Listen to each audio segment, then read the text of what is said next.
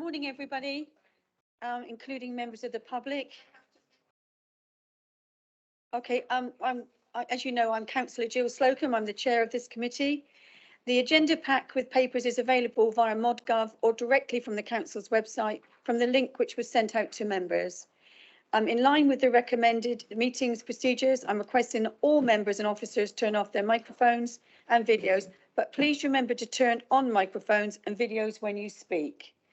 This helps with the background noise, call quality and anything disrupting the meeting. When I invite somebody to speak, could you clearly state who you are for the benefit of anyone who is listening to the meeting so they can identify who is speaking. Please can I remind committee members to use the chat function solely for committee business, otherwise it's distracting if there are other questions or conversations happening. Can I warmly welcome any members of the public and media who also join us today. Finally, as agreed, as agendas are now viewed electronically, could I request that members and officers refer to page numbers from the published agenda pack to assist all present in finding the appropriate information. Item 1 is apologies for absence. Jenny, do we have? Oh, Councillor Redmond. Thank you, Chair. Councillor Bruce sends her apologies and I'm subbing for her. And I've just had a quick conversation with Councillor Govia, who's currently on a bus between Wellington and Taunton. He'll be here in a moment. Oh, thank you so much. And thank you for being a substitute. Thank you very much. We all go on. Jenny, apologies from Councillor Pearlstone, who is a dreaded lurgy and didn't want to bring it. She's on. She? Yeah. Oh. She's on. Oh, was she not apologising? Sorry? She is. Yeah. She's still. I think they do. Yeah. Wish her well, and I hope she'll be feeling a lot better soon. Thank you. I'll just say we've also had. Oh, Councillor Pearlstone. Hello, good morning, everybody. No, you really don't want me there, and I did send my apologies, but I'm happy to be here, just not in person. Thank you. And thank you for your warm wishes as well, Jill. I would quite like to be better fairly soon. Well, thank you very much. Thank you for at least being online, even when you're not well. So thank you very much. Thank you. And welcome, Councillor Govia. Well done. So well done to you. Thank you. Councillor.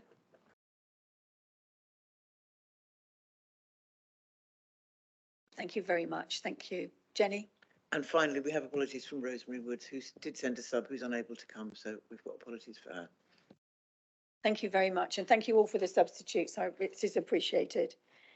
Item 2 is minutes of the meeting held on the 31st of May, pages 7 to 12. Is everyone happy with the minutes? Everyone happy? That's a true record. So I'll need to sign. I'll do that after the meeting, but thank you very much. Item 3 is declarations of interest. I invite any members to make where any interest, and obviously there is a list of committee members' personal interest as members of district, town, parish is available for inspection on the website. Anyone? No. Item 4 is public question time. We have none received. Thank you. Item 5 is the work programme. As you'll see, pages 13 to 16, and you have a new work programme that's been adjusted, that was put on the desks, I believe. Has everyone got one?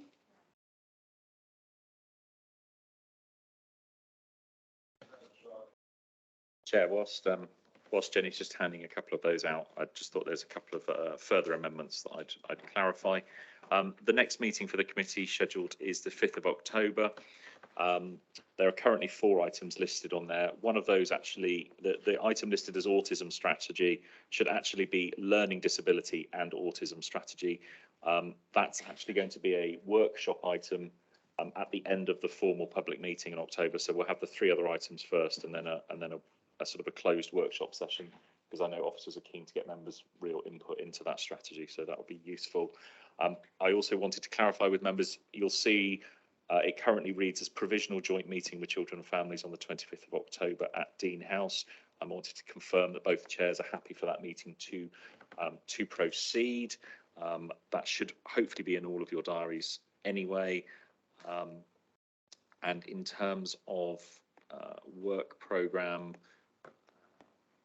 the items that we've currently, and this will be firmed up with the two chairs in advance of the meeting, but the current draft work programme incorporates transitions from children's to adult services, children's oral health, and the last one escapes me off the top of my head at the moment. Apologies, I've lost the page. So, but just to confirm that will be taking place on the 25th of October, and members will be expected to attend as per usual. Would it be possible to have those on the work programme, to have that of an updated, thank you Jenny for doing this, David, could we have an updated one and put in the bits that are you've just joined about the provisional one with all the interior? I really appreciate that. Thank you. Councillor Bailey, sorry. Thank you, Chair. I just was reading the work programme for the 12th of September, and maybe the words have just changed and they confuse me, but it doesn't seem to be the same things that are on the agenda. Yeah, that's the error that the chair referred to at the beginning as to why new work programmes If coming all out. else fails, listen to the Chair. Thank you very much. Yeah, I do apologise. I did pick this up, but unfortunately, with the amount of work that's going on at the moment, unfortunately, wasn't able to be changed prior to this meeting. But Jenny has very kindly managed to do that today, so you should have a new one on your table. So apologies if you haven't got one. I just printed one out. Councillor Osborne.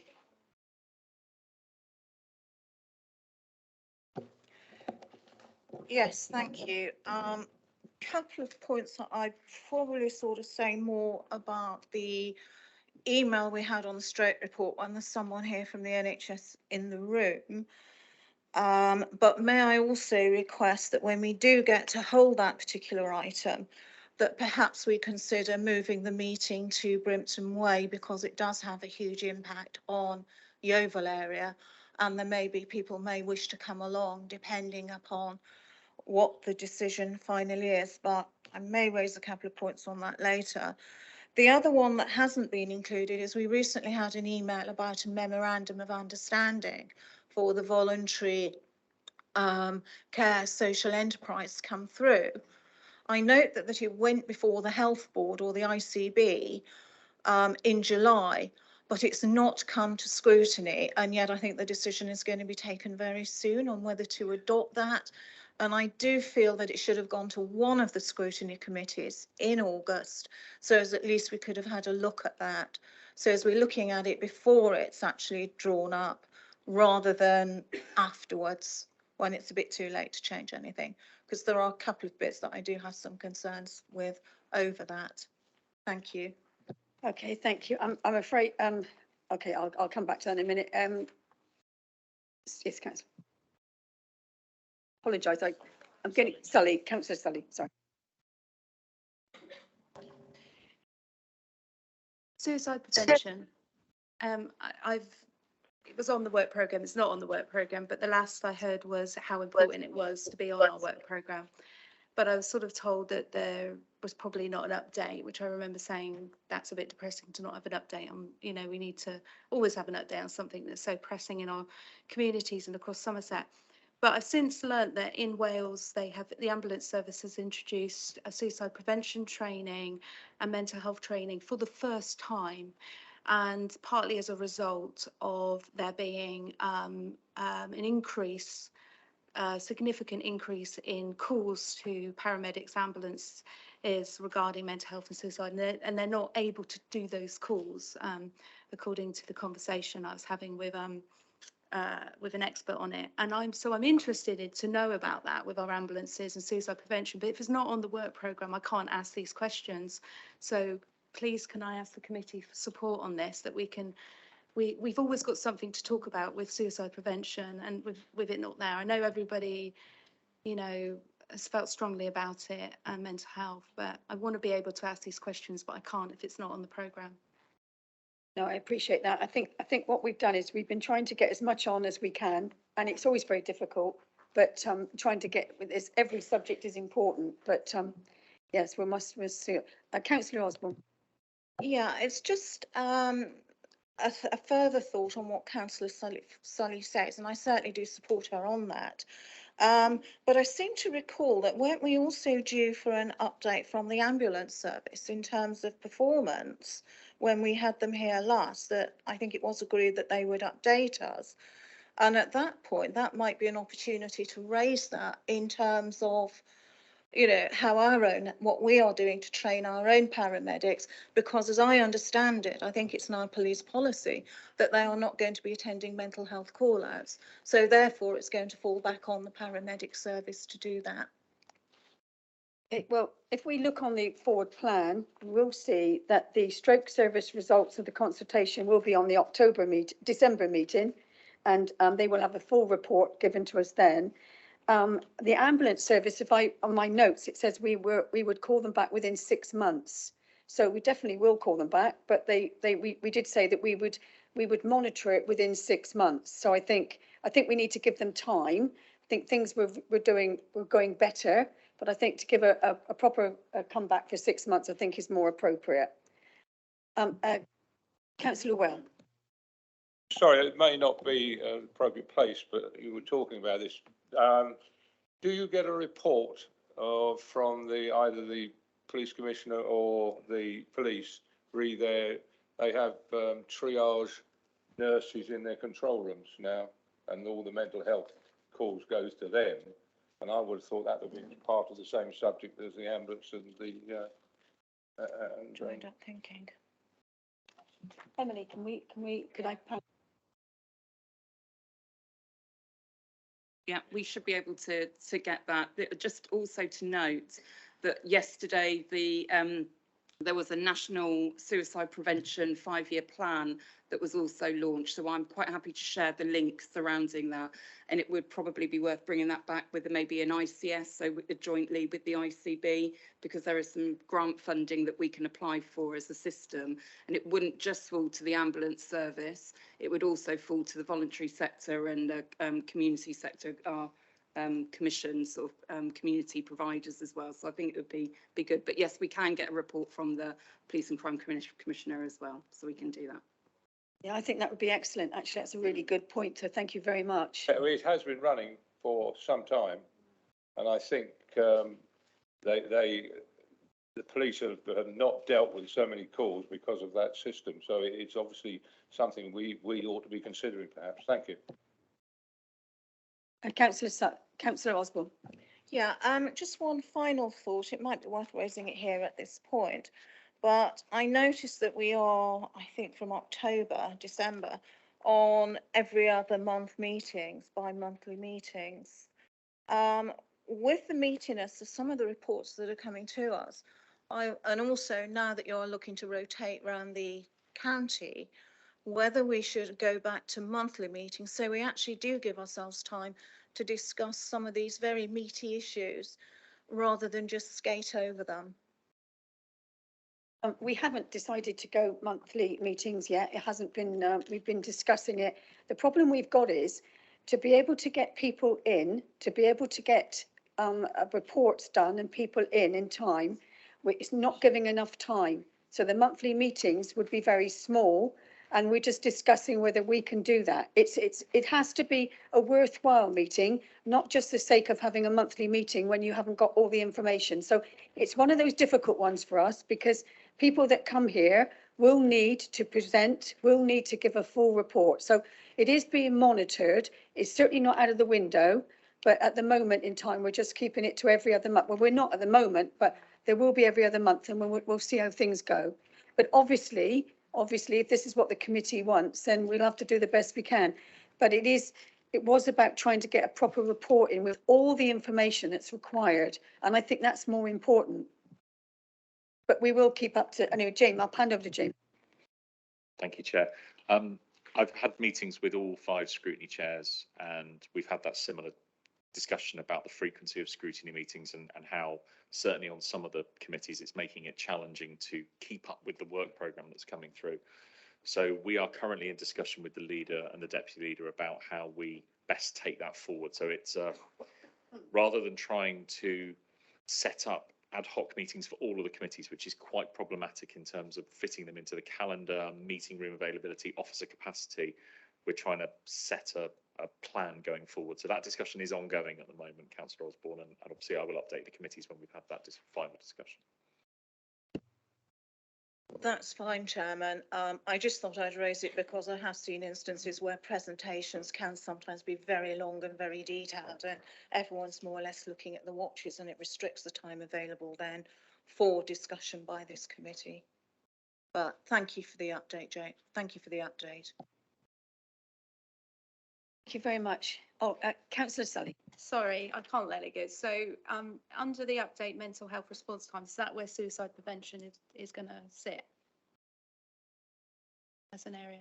Because it was in last year's works programme and I'm not sure why it got removed.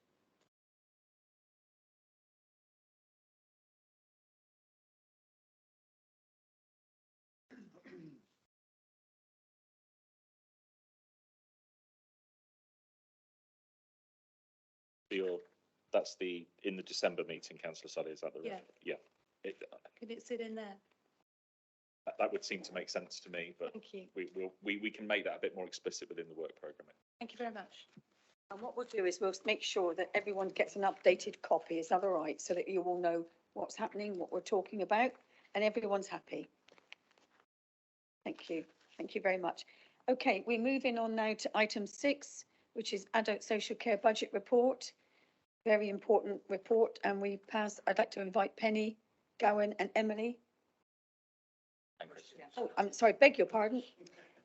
I'm not going to say anything, Christian, but thank you for being here. I normally would, but I'm not. But thank you so much. If you would like to introduce the reports. Yeah, please. okay. Thank you very much. Thank you, Chair. Morning, everybody. My name's Chris Evans. I'm the Strategic Manager in Finance Business Partnering. So this is the month 3 budget monitoring report to the end of June. So members are asked to consider if there are any general comments or observations that they would wish to make to the Executive Committee. And also if the actions set out in the report are appropriate and if there were any further actions they would wish to see included in the future. So from an overall corporate perspective, the overspend reported in month 3 was 28.6 million. This has been updated for month 4 to the end of July to a 26.1 million overspend. So that's an improvement of 2.5 million. So from an adult services perspective, the month 3 position shows a 12.1 million pounds overspend on a net budget of 185.5 million. So that's about 6.5%. The prediction remained the same for the month 4 to the end of July. From an adult social care, so we continue to see pressure within the residential and nursing placement, certainly from an inflation and a cost of living perspective. We continue to deliver more home care to allow people to remain in their homes for as long as possible to help reduce the reliance on beds. Mental health, this includes individuals who have a diagnosis for dementia. Again, this is a budget that continues to grow with a number of high cost placements. Learning disabilities, this is a projected £6.9 million overspend. Again, there has been a number of high cost placements within that area. Certainly COVID has affected day centre costs, and these have risen with a need to allow carers to take a break and respite. Commissioning, the anticipated savings from My Life, My Future will not be achieved this year. There's certainly been ongoing risks as well from the increase in demand and market sustainability, which you will see throughout that report. And this will place a greater demand on the medium-term financial plan. Mitigating actions. So there are a number of mitigating actions. I won't go into them all on the screen. An enhanced peer forum has been running for some time now. This provides a robust financial and operating challenge. Reviewing interim placements, so the review will identify those who should be self-funding, contributing towards their long-term care. My Life, My Future project will reduce the over-reliance on bed placements and the redesign of the re-enablement service. A review of the high-cost complex placements is going to be undertaken. And finally, from a medium-term financial plan perspective, which is the following slide, thanks, Jamie. The My Life, My Future, so as I've said, the anticipated savings will largely be achieved will not be achieved in 23-24, but 24-25 onwards. That's quite a large figure there. The community-focused redesign has been achieved, which is good news. And the use of disabled facilities grants to find equipment, that's on track. So happy to take any questions. Councillor Osborne. Thank you. I've just a couple of questions on that. Could you just say a little bit more about what you mean by voids? I know what they sort of mean in property terms, but I'm not sure I'm au fait with the meaning in adult social care terms. That's my first question. And my second one is, in terms of high cost placements, are those placements that are coming to us from children's services? Because we know that they have got very complex cases to deal with. And once they turn 18, they come into adults. Or is it people moving into the area and bringing their high cost complex needs with them? And also as well, I think it would be really helpful, because I think a lot of us are relatively new, is when it comes to adult services, we use the term statutory, but within that, my understanding is that some elements are statutory and some are discretionary, which means you don't necessarily have to do that within that. I think it would be really helpful to have a sort of breakdown, or at least a rough idea of what falls under statutory and what comes under discretionary. Within the discretionary, what actually bits of the discretionary service actually underpin the statutory service and actually make it work, and which bits actually perhaps are the ones that are most susceptible to being cut or reduced, but enhance the quality of the service. Thank you. Like to answer that.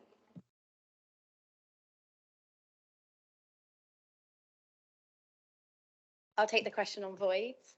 So what we're referring to as a void is where we've block purchased beds, either within a home or within extra care housing, for example, and those are empty. But we have actually achieved a saving of 300k so far against voids, where we're reviewing those and removing those from the contracts, and we continue to with that work, or I don't, but commissioning continue with that work. If I just can follow on from some of your other questions, Councillor. So in terms of so Penny's absolutely right, in terms of the voids, it's where we block commission, and what we've been able to do is really look at some of those beds where we are block commissioning, making sure that they're still fit for purpose and that we're able to support people within those provisions. In terms of the high cost placements, you're right, some of those are coming through from transitions from children into adults. But what we've also experienced at the moment is individuals that have already got a package of care within the community, and actually their needs have increased significantly and can no longer be met within the community settings. We're doing, as part of the financial mitigations, we're doing a lot of work with the ICB and with SFT as well, to make sure that we've got the most appropriate support that is coming into place. So it's may not always be adult social care. It could also be support and funding from our health colleagues as well. So we've got a number of different meetings that are now taking place surrounding that.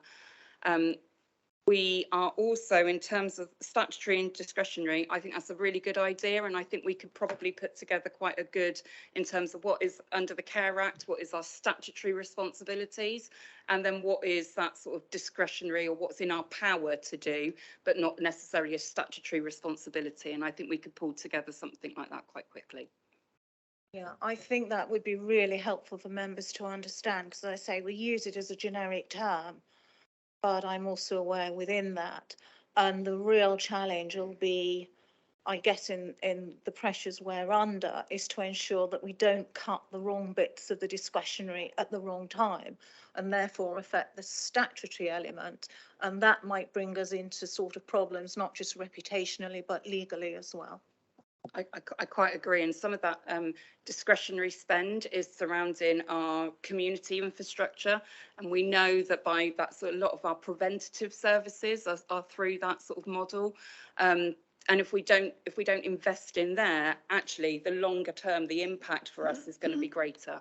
So it's other areas have done it where they've cut in terms of that sort of preventative services, but inevitably what's ended up happening is much more demand coming through, because we haven't got that preventative measures within the community. So it's getting that fine balance between the two. Councillor Whale. Just for clarification for me, really, page 28, the medium-term tracking. Europe, Is that some sort of consultant or something? It seems to ring a bell somewhere with me, but it's not clear what it is, and I can't quite understand the unachievable of 4.8 million, I think it is. Can anyone explain that line to me, please? Yeah, Martin. Newton Europe is our consultants we brought in. They came in November last year. Unfortunately, we were hoping to deliver the money this year, but we won't. So we'll deliver the money next year and the year after, and it'll be compounded as we go along. But as we've already said, the pressure on our services, we've already heard, we've got high inflation, so it is a bit of a problem at the moment for us, but we are on it. We are working as hard as we can to do what we can to mitigate. So that unachievable is unachievable this year. It's unachievable this year. We might possibly make a very small dent, very small this year. 200K. But 200, that's right. Very small dent. 200,000 this year. Yeah, I think that could be better explained because it reads as though this is a finite. And to be fair, at the moment, to be fair to Newton, they're in at the moment. We haven't even signed the contract. So to be fair, they're working with us at the moment. They're working alongside us at the moment. And actually, that to be fair to them, that's amazing, really, for a company, the consultancy company. And if you remember, can you remember when we had the presentation from SIPFA? He actually was raving about Newton, how at the moment they are the market leaders. That they are the company we brought in. We have brought the very best in to sorry, Christian. That's probably where I'd heard it in the back of my mind somewhere, Dean. Yeah, perhaps I suspect for public consumption, Newton Europe won't mean much on a set of public papers, and I would suggest that could be better explained, if you like. I think the name needs to be expanded, doesn't it, a little bit, I think. Valid point. We'll look into that. Thank you. Another one is, just for my information, this matter was, this item was discussed on the executive, was it not? So we're got behind the curve a bit. So would if we came up with some really worthwhile suggestion, like Sue's last one might be, how will they still get reported to the executive, or have we missed the opportunity? No, we'll put any recommendations, any points you want to raise today, we will go through the executive portfolio holder to make sure that's the whole purpose. Sometimes the alignment may not work dead right, but it will get there. So I don't be worried about that. So that's fine. Councillor Redmond. Thank you, Chair. As an aside, perhaps some useful information for colleagues on this committee. Newton Europe are also working with Children's Service. Sorry, I'm right below the microphone, the speaker. Newton Europe are actually working with Children's Services to bring some forward, some delivering best value and stuff like that. So it might be worth linking the two things so that it's an information sheet for all members in relation to that. My main question is in relation to the budget, really. It was just some questions. Children's Services have done some work previously, Children's Scrutiny, on external placements and the impact of private companies delivering the service. So my question is it are private companies potentially being increasing their costs because of the demand? And in real terms, we also have an issue where they are potentially within Children's Services picking and choosing the less complex placements to make it a little bit easier for them.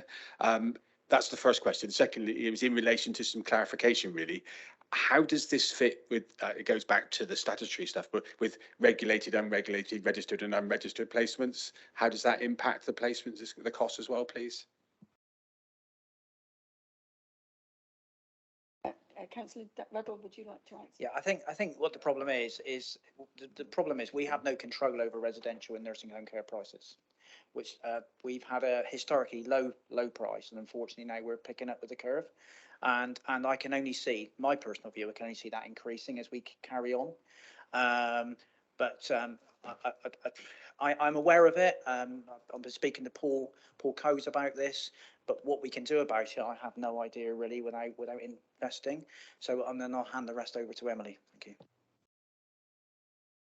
So I think in response to you surrounding the regulated and unregulated care within adults, so from a residential and nursing, that is regulated care, so they have to be under CQC. That we have got a number of different categories. So we differ slightly in terms of with children's in relation to that. So we've got our older persons mental health categories. We've got our residential dementia categories as well.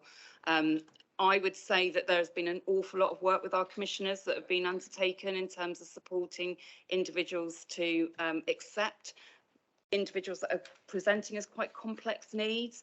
What we're seeing more at the moment, and I hate using the term complex needs because it sets, you know, some very different tones for people.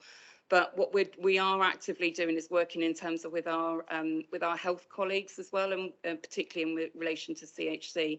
But I agree. I think it may be an area of focus that the committee may choose to focus on, to do a little bit of a deep dive in terms of to that high complex, high individuals and gain that understanding. Chair, thank you. You stole my thunder then. I was going to suggest that perhaps it might be worth, I know when last year when Children and Family Scrutiny were asked by the executive to look at their budget overspends, one of the things that we chose to do was pick the big ones and then do a deep dive in that. And that might be something that was beneficial for the committee, because what that would help do, and it helped a lot of my members, Chair, members of the Children and Family Scrutiny, to understand the area as well, because there's a lot of confusion around the regulated, unregulated, registered, unregistered, and all the different bands. And also one of the things that became apparent was that some of our providers, and I use the term that I use in children's services, or benefit from the complex nature of some of our placements. So it would help clarify that. Forgive me, I'm only subbing on this committee, but I personally would gain some interest in understand that. It may be a suggestion that you may want to look at, Chair. Very much. Obviously, the combination of you being the chair of Children's Services as well, there's a great information here that we can pass, work together, and ensure that we do dive as much as possible, because this is what this committee's about, is diving. So if you never dived before, this is the time to learn. So Councillor Sully. Thank you, Chair. I just wondered if you could give some context on the community-focused redesign achieved, what the impact of that has been, and the return on investment, please. Okay. So this is a historical reduction in funding that we've totally reviewed. Well, I haven't, but commissioning have totally reviewed the way that they fund certain mental health services. I can get some more detail from Candy Wolf in commissioning, who's led on that. That would be helpful, because I'm afraid I'm too far away from the detail to know exactly how that's impacted. Is that a cut then? Does that mean it's a cut? There's been a reduction in the funding. There has been a slight cut, but we're funding it in a different manner. So overall, there isn't a cut, just from this particular funding stream. There's been a cut, but there's been a saving, sorry, not a cut. Be good to know the impact of that. Okay, that could be detailed. Is that okay? Can I just add to that? So what our commissioning colleagues at the commissioning board have looked at is all of those commissioning contracts, to look and see what the KPIs are showing, what's being delivered, what is the outcomes for individuals, and they've amalgamated some of them as well. So there has been some cuts, but there's, like Penny says, there's alternative ways of providing that. But I think we could absolutely do a report in terms of saying, actually, this is where we were, this is where we are now, and this is what we expect the outcomes to be as part of that. Ask a question, very simple. Mine is actually on the learning disabilities. I'm looking at residential nursing 1.9 and supported living in home care 4.8. Is the idea that we've got about trying to get as many people home? This is what the idea is. So hopefully, with the right care, that 1.9 will be totally reduced. This is what you're anticipating, because this will go across the board for all nursing homes, surely. Could you expand a little bit on that? Yeah, so one of the biggest items, if you look at the Newton report, sorry, Martin, I know you don't really know what Newton is at the moment. Well, My Life, My Future is it's actually one of the biggest areas that we're looking at is re-enablement. And so that's, but obviously to get that right, we've got to get the actual criteria right to be able to do that.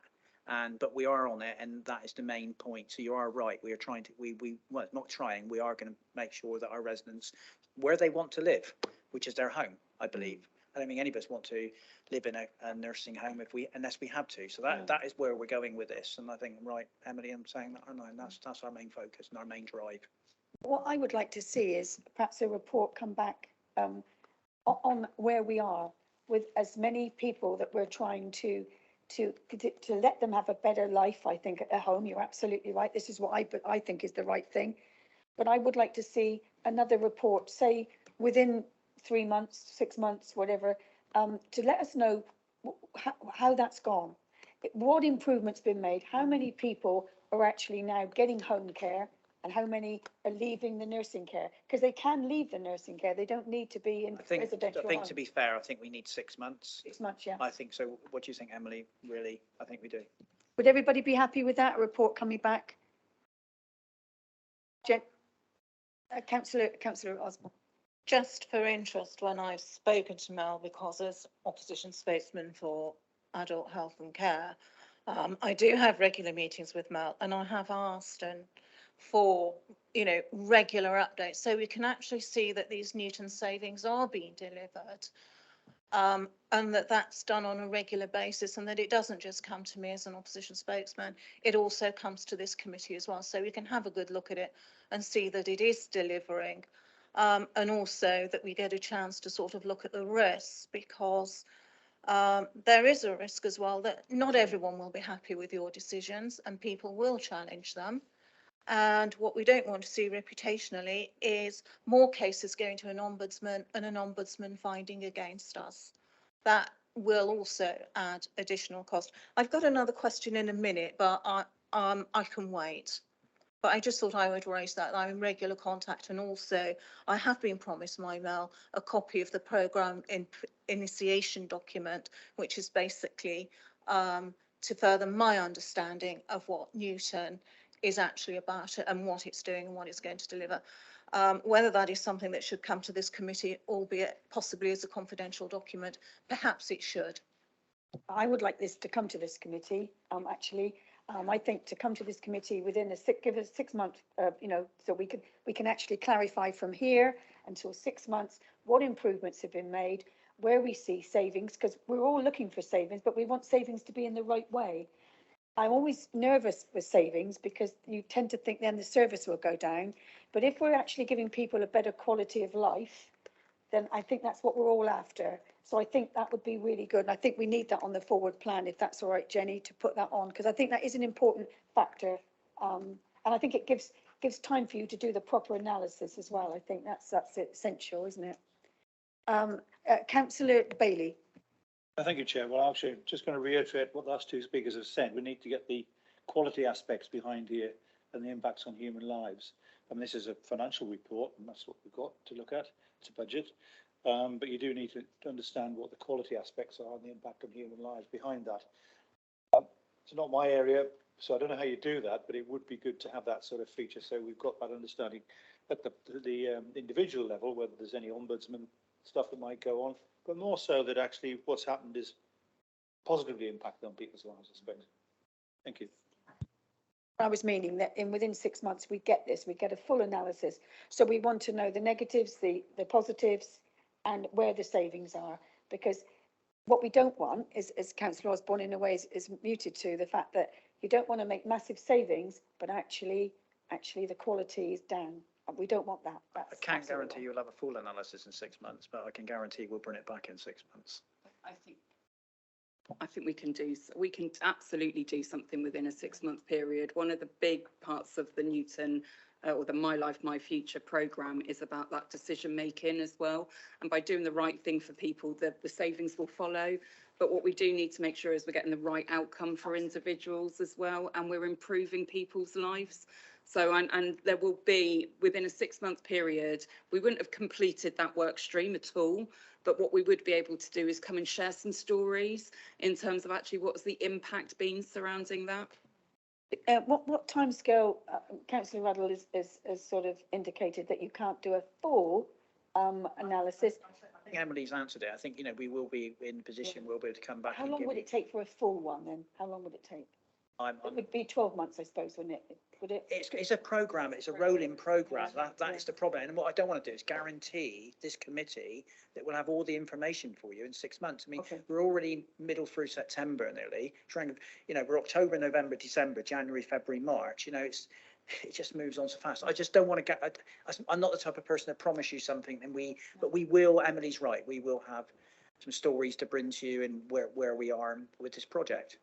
At least it will update the committee, I think, on having some. These are not cuts. These are savings within. I mean, all I hear is cuts. It's not cuts. This is savings within our organisation, which we have to deliver.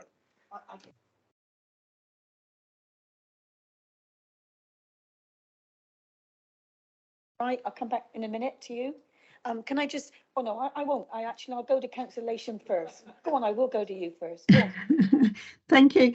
Thank you, Chair and Committee. I just wanted to make the point that the costs of the Newton contract for My Life, My Future are spread over 2 years, I believe. And so those savings that are not being achieved in this year some amount will be achieved in this year, more in the next year, considerably more, and the year after. So the costs are spread over 2 years. The benefits will be spread over 3 years. And the intention is that those benefits continue, of course, beyond that point indefinitely. So I think it is absolutely right to call it a rolling programme. It's a rolling cost. And I think the reporting to adult scrutiny is extremely important, as it is for the executive and full council, because this will form part of budget setting for the next year too.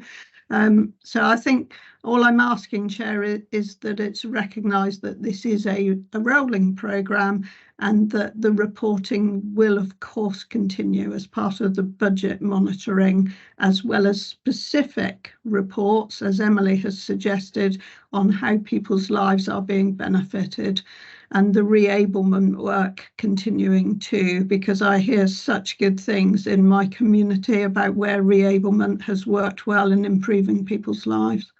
Thank you. Thank you very much, Councillor. Thank you.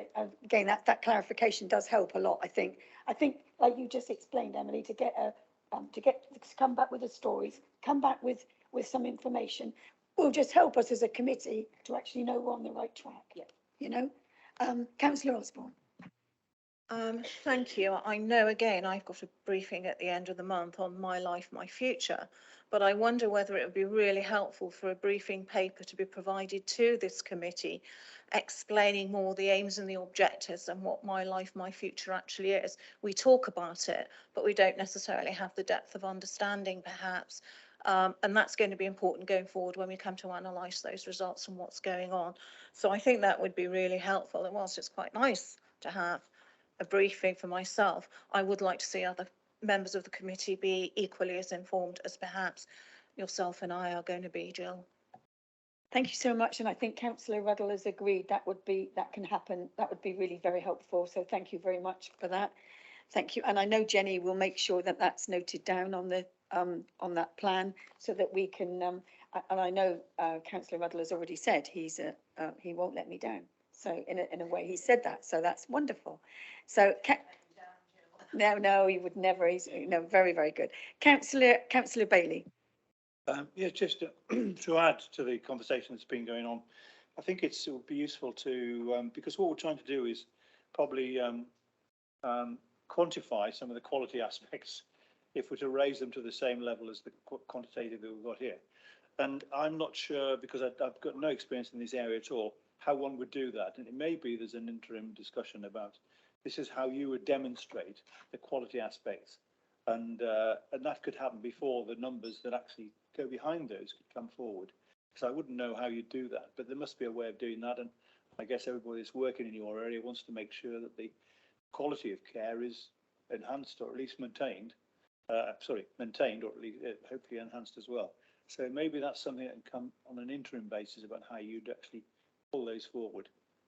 Because certainly I find quality sometimes can go by the board. I'm not talking about here, but in other areas of work when just the numbers are there to work on really. And I'm sure that's not what anybody around this table is looking for.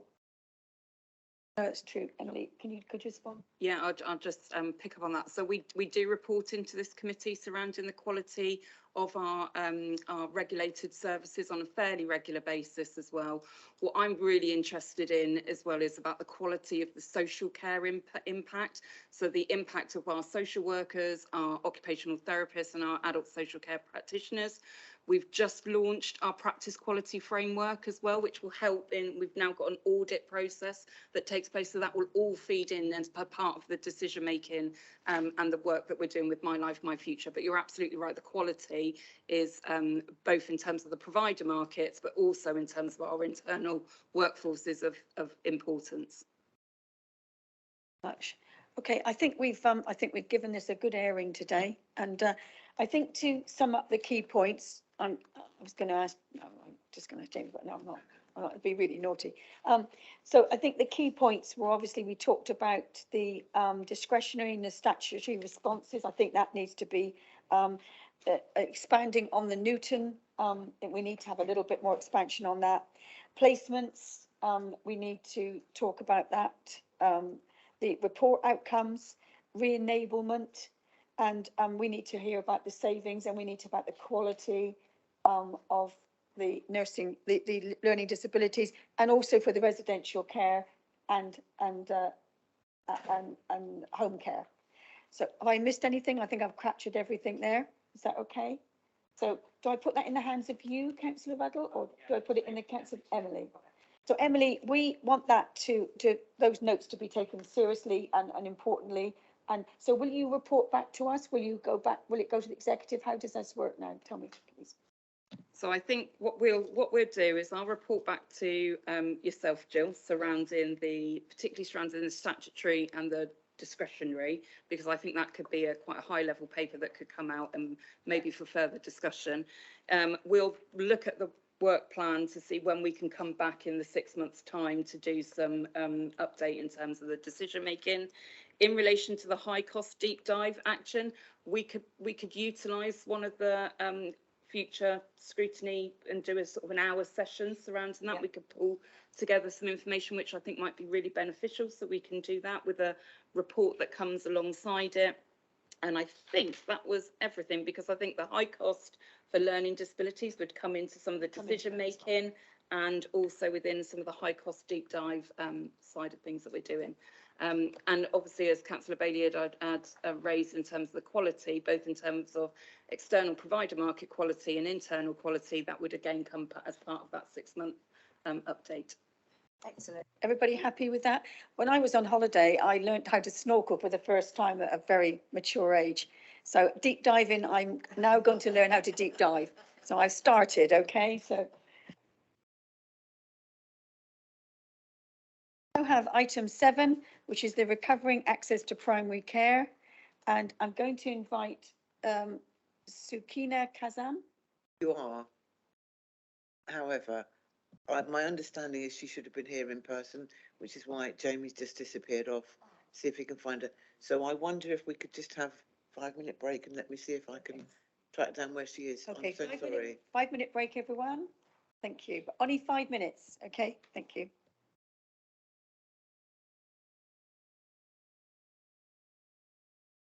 Okay, members, thank you very, very much. And thank you for bearing with us with this small break. I'd like to welcome Sukina Kassam, beautiful name, and who's going to give us a presentation on recovering access to care, which is item 7, pages 29 to 36. So over to you, Kasim. Thanks, Jill. Hi, so I'm the new Deputy Director of Primary Care for NHS Somerset. This is week 10 in post. And just to let you know that Somerset have recently taken over delegation of other primary care services. So where we used to have responsibilities for general medical, we've now also taken over responsibility for pharmacy, optometry and dental. And I understand that this committee has requested some updates in the forthcoming months for the other areas. So what I've agreed to do is come and talk to you about primary general medical, first and go through the primary care access recovery plan, which is quite a bit of a hot topic for us all. And then in the next coming months, bring the other areas of primary care and what work we're doing around improving access. The next one, I've definitely got something in terms of dental to bring to the committee, and a little bit of an update around some of the pharmacy closures, etc. I brought Luke in my team with me because Luke has been leading the programme of work around general practice recovery. So what I'm going to do is let Luke present his work so I don't take the credit, and then we're happy to take some questions as well. Brilliant, thank you. So if we could have the next slide, please. No, that's all right. Thank you. So it's a nationally published frame of work, if you like, called the Access Recovery Plan, which NHS England have published, and I think it's fair to say it's got quite a ministerial oversight and level of work around it. It seeks to address the downfall in the patient satisfaction, so the patient survey, since the beginning of COVID, which ultimately has declined. And although Somerset still remain sort of above the average in terms of those specific questions, there is still some significant work to be done. And I think it's fair to say that patients are quite disgruntled at the service and the access that they're receiving at the moment, and quite rightly so. So the piece of work focuses on two key metrics. So you've got same-day disposition and appointments within 14 days. So that's patients who require an on-the-day appointment will ultimately aim to receive an on-the-day appointment, and then those that are clinically necessary within 14 days therefore and after. So there's 12 key areas of focus with this piece of work, which is on the upcoming slide. And what we're hoping to do is sort of weave this into winter resilience and the planning that we're doing around that, because I think we need to treat it as one piece of work and together, as opposed to working in silos and people going off and doing stuff on different tangents. So that's the aim, and that's where we're going to get to, hopefully. If I could have the next slide, please. So where do we want to go in Somerset? I think we've got a lot of good work that's already taken place in terms of access, and that is reflected in certain patient survey results at certain practices. And what we want to do is build upon that good work that's already taking place and that's already happening to create a very robust action plan and access recovery plan for Somerset. So taking the good from the practices that are highly performing and transferring that across into the practices that are perhaps a little bit more challenged. We want to do that at a localised level. So although we have this access delivery plan, which has come down nationally, what we want to do is take that and make something meaningful in Somerset around it. So although we will have, well, we have got quite a lot of tight deadlines. In fact, it's about looking at, in reality, what can we do with that? Yes, we might have to hit these tight deadlines from a national perspective, but is that right for Somerset? And actually making sure that the patients in Somerset are getting the most out of the work that we want to do. So we're going to do this in collaboration with the GP Provider Board. So we're working with them at the moment to strengthen them, and ordinarily we would expect this sort of work to sit at a GP level in the Provider Board, but ultimately we're not quite there yet, which is why we as an ICB and as NHS Somerset are sort of driving this forward at the moment. But a long-term aim is for it to sit with the GPs and actually have them owning the work that they're doing. And I'll sort of intercept there. So one of the key pieces of work that I'm concentrating on is strengthening maturity in the GP provider sort of landscape in Somerset. So where we may have a federation of GPs and some GP practices working together as a collaborative board, one of the sort of things that I've identified is that maturity is quite weak. So we're working quite rapidly with them around strengthening them and investing a little bit more in their maturity. We're also bringing in somebody that's starting to work from this week that will sit in the provider sort of landscape, somebody experienced that will take them through that. And it's one of my sort of key target areas as well of work. So just to have the infrastructure there, to have a mature provider board, to be able to deliver some of the things that they need to deliver. Great, thank you. And as I said, there's a lot of national scrutiny around it, which is why we've been requested to submit two plans now. So we had to submit one at the end of June and at the end of July, both of which built on the other, looking at all of the 12 different indicators, which I'll come on to next, and actually come up with a meaningful plan in Somerset. So if I could have the next slide, please. So these are the 12 key requirements that are set out within the delivery plan. I think it's fair to say that some of them have got higher importance than others in terms of national scrutiny. So the top at the moment is self-care and self-directed care, with 7 self-referral pathways in place by the 30th of September. Now, those beneath are the key and core 7, but I think it is a wider piece of work than that. And ultimately, although we've been requested to have referral pathways in place by 30th of September, I don't think we're going to quite be there in terms of all 7. We've got some really good work going on at the moment, and there's a lot taking place around those, and we've got about 4 or 5 that are in place, but we will have a robust action plan by the 30th of September for how we're going to get there for the remaining. So moving on to digital telephony, that's probably the next biggest piece of work that's got a lot of national scrutiny around, and we have been successful in securing some funding in Somerset to support our GP practices and transferring across from analogue phone systems to digital.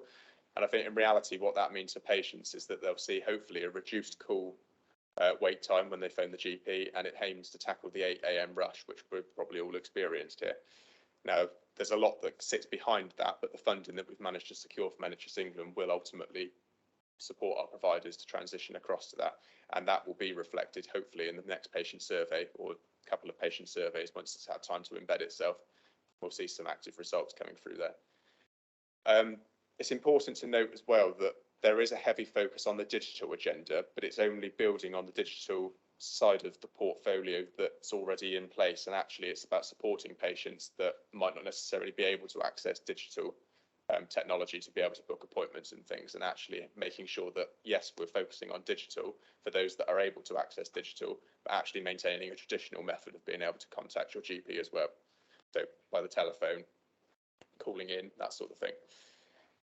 The NHS app has got quite a lot of scrutiny around it, so there's about 4 or 5 key elements within the app which have got quite a lot of focus on. So that's being able to see your prospective record access yourself, and there's a deadline of the 30th of October for all practices to enable that, and we're actively working with those practices that are still outstanding to make sure that they hit those targets.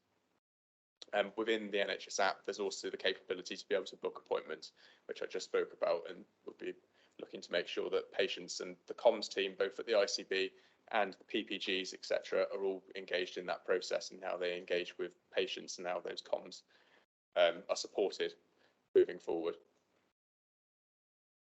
I wasn't planning to go through all 12. Like I say, some of them have got higher scrutiny around them than others. If there are any that you would like to pick out of that, then when I ask questions, we'll ask the questions at the end. I'm more than happy to answer any on. If I could have the next slide, please. So this map and graph system here shows the number of appointments. Well, it's a trend, if you like, of the number of appointments that are offered. And as you can see, this is that since COVID and, well, before COVID and since COVID. And you can actually see, if you look at Somerset, which is not too dissimilar to the rest of the Southwest, that the number of appointments that are being offered now in 2023 are actually on a par, if not a little bit higher than the number of appointments that were offered pre-COVID. Now, there is some variation in how those appointments are offered, and whether they're face-to-face, telephone, video consultation. And again, that links back to the previous point of how do we support those patients to access the right care for them. And actually, it might be in some cases that video consultation appointments aren't appropriate. So actually, it's maintaining those face-to-face appointments. The time from booking, which goes back to the very original point, which is one of the key drivers of this delivery plan, is same day and within 14-day access. And actually, of the data that's available to us at the moment, 43% of the appointments in Somerset that are offered are on the same day. What we need to understand is the demand that's behind that, because that will just be 43% of the appointments delivered. That doesn't account for those patients that might still be waiting at the end of the phone that haven't managed to secure an appointment. So that's all wrapped up as part of this piece of work as well.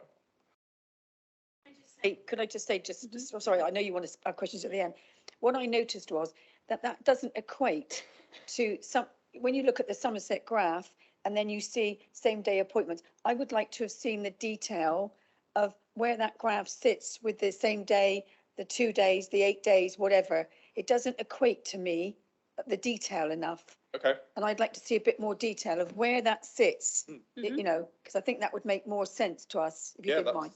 That's absolutely fine. We can do that. We can send that across to you, certainly, or bring it back to a further committee. I'm sure we'll be here as we progress with this piece of work. It's not a 3-month piece of work. It will be ongoing for a long period of time. So yeah, we can certainly factor that in.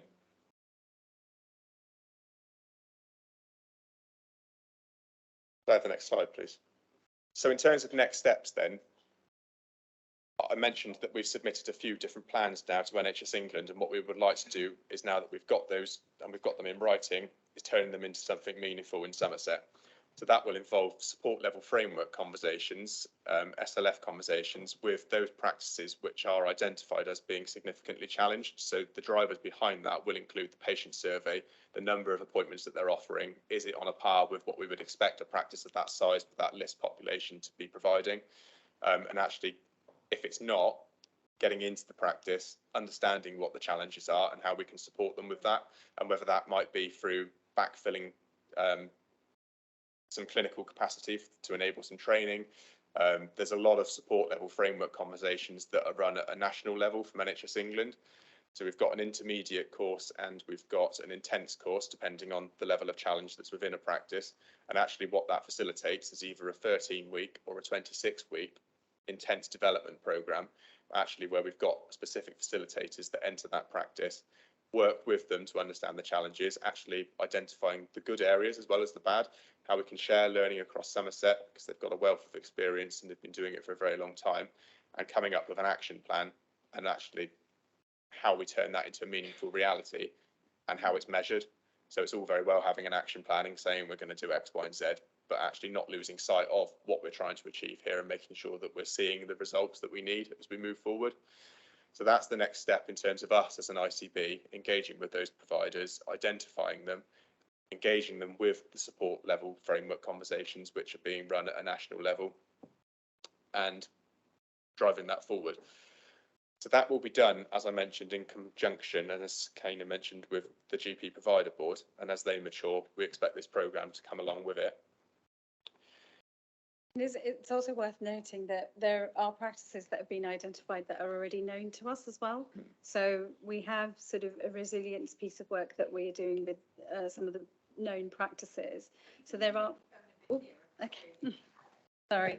So there are some practices that we're aware of that have got some resilience issues. So there may be some economical challenges that they might be dealing with in terms of rent costs, utility costs. So there may be financial resilience problems that we're aware of that we're working with practices on. There may be workforce resilience issues. And where it says sort of general practice improvement programme, we've already got some identified practices that are known to my team that we're already doing some work with, but this is sort of making sure that we're joining up what we're being given as a national resource in terms of an intensive team that will come in and do the work, but making sure that we've got the local support and resilience from our teams as well. And as I say, it's identified predominantly through the GP patient survey, but as you just mentioned, there's elements of that, like softer intelligence, as we call it, actually where we know about problems that are already on the ground that might not necessarily feed in through the patient survey. So there's a wealth of sort of knowledge and experience that we've got as a team that we're able to utilise when engaging practices in these conversations. And what we're now doing is we've also identified, so we had some underspend money last year from the primary care budget. So what we've done is we're using some of that funding as we're entering into the winter months to look at a winter resilience support package for practices. So some of those sort of things that they can use the money for. So we're making it quite flexible, but there are 4 key areas that we're going to be concentrating on in terms of making sure that practices are open, the 3 weeks, sort of the winter holiday period where there's a lot of sort of staff resilience problems. We know that actually we're already starting to see some not patients and practice staff being impacted in terms of the viruses and staff sickness, etc. So the winter resilience, so that underspend money, where we've started with a winter resilience plan for general practice, so that we're not doing this as a reactive but more a proactive thing. And part of that is also the GPs are going to be identifying, so either as a practice or as a group of primary care providers, some areas of how they identify those patients that are on their list that they know may fall unwell and could end up being admitted in hospital. So there's some work already started around that, and we're in conversation with local medical committee and the GP providers as well, and that's hoping to be signed off by the end of this month, so that they can start the work and just get on with it, and we'll release the funding to them. And the plan is that we release 70% of the funding up front, so they can use it towards costs such as locum costs, etc., which are the things that they're struggling with at the moment in terms of finances. Locum costs have gone up, so this is sort of a pot of money. And then at the end of March, we've agreed to release the 30%, but it's got to then part of that scheme is that we're going to be working up what we need to do in the next couple of years. We know winter comes every month, every year, and we know that actually there's seasonal variation. So it's about giving some additional funding for practices to start working together and doing some planning work for future years, rather than us sort of being reactive every year. I think that's pretty much the end of our presentation. I don't know, have you got anything else to add? No, that's predominantly it. But happy to take some questions, because it's quite a beast of work that we're embarking on. But open to questions. I mean, I have to say, really, really welcome this, because I think all councillors get the same thing. Yeah. I've tried to phone my doctor this morning. I'm feeling ill. When I phoned up at 8 o'clock, I was 17 on the list. Yeah. And then when I get through, they tell me I can't see him today, but I can see him in 4 days' time. And some of them are saying to me I could be dead by then. We get this grumble all the time. Yeah. All the time. On your retention, on your key requirements, I have to say more doctors and the retention and return of experienced GPs. I think that's a really good way forward, because many GPs, we all know, sometimes do retire earlier, you know, and I think that's a marvellous thing. Not that the young doctors aren't brilliant, they are, but I think that absolute retention of experience is really a good way forward, and I was really pleased to see that. So there was a national retention scheme that has been removed in the last year. So what we've decided to do is we've identified additional funding from our current pot, and a member of my team is currently working on a Somerset retention scheme. So it's sort of the retention scheme is like a bit of a, not a golden handshake type sort of funding for the practice and that particular clinician to stay and continue with a little bit of training and support, etc., as part of that package. So that's just being worked up, and we know that we've encouraged 2 GPs to stay on of recent, because we've agreed that we would backdate and make sure that those 2 practices get the funding and the GP gets the funding. So there's quite a lot of workforce constraints, as you know, and there's some additional sort of attracting people to come and work in Somerset. There's some conversations about what can we do a bit differently, and we've just started some very early conversations around portfolio working. So at the traditional sort of, what we're finding is some of the newer blood that's coming into general practice like to have portfolio type working. So very, very early conversation that I've been in last week with our sort of acute trust SFT to see if there's any opportunities, because we're doing that for dermatology, where we're doing some portfolio working around some specialisms which may attract more people to sort of come and work in Somerset. It's just very early days, but it's the sort of work that we need to be sort of doing to make sure that we're building the workforce and keeping them here as well.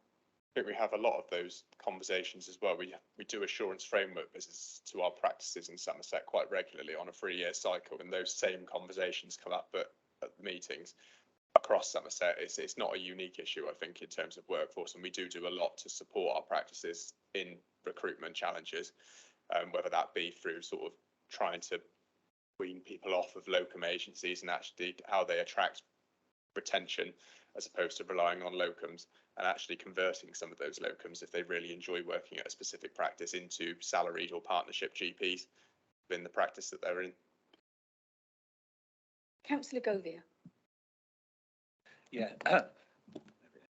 Yeah, thank you, Chair, and thank you for the presentation. I found it very informative and there's some good work.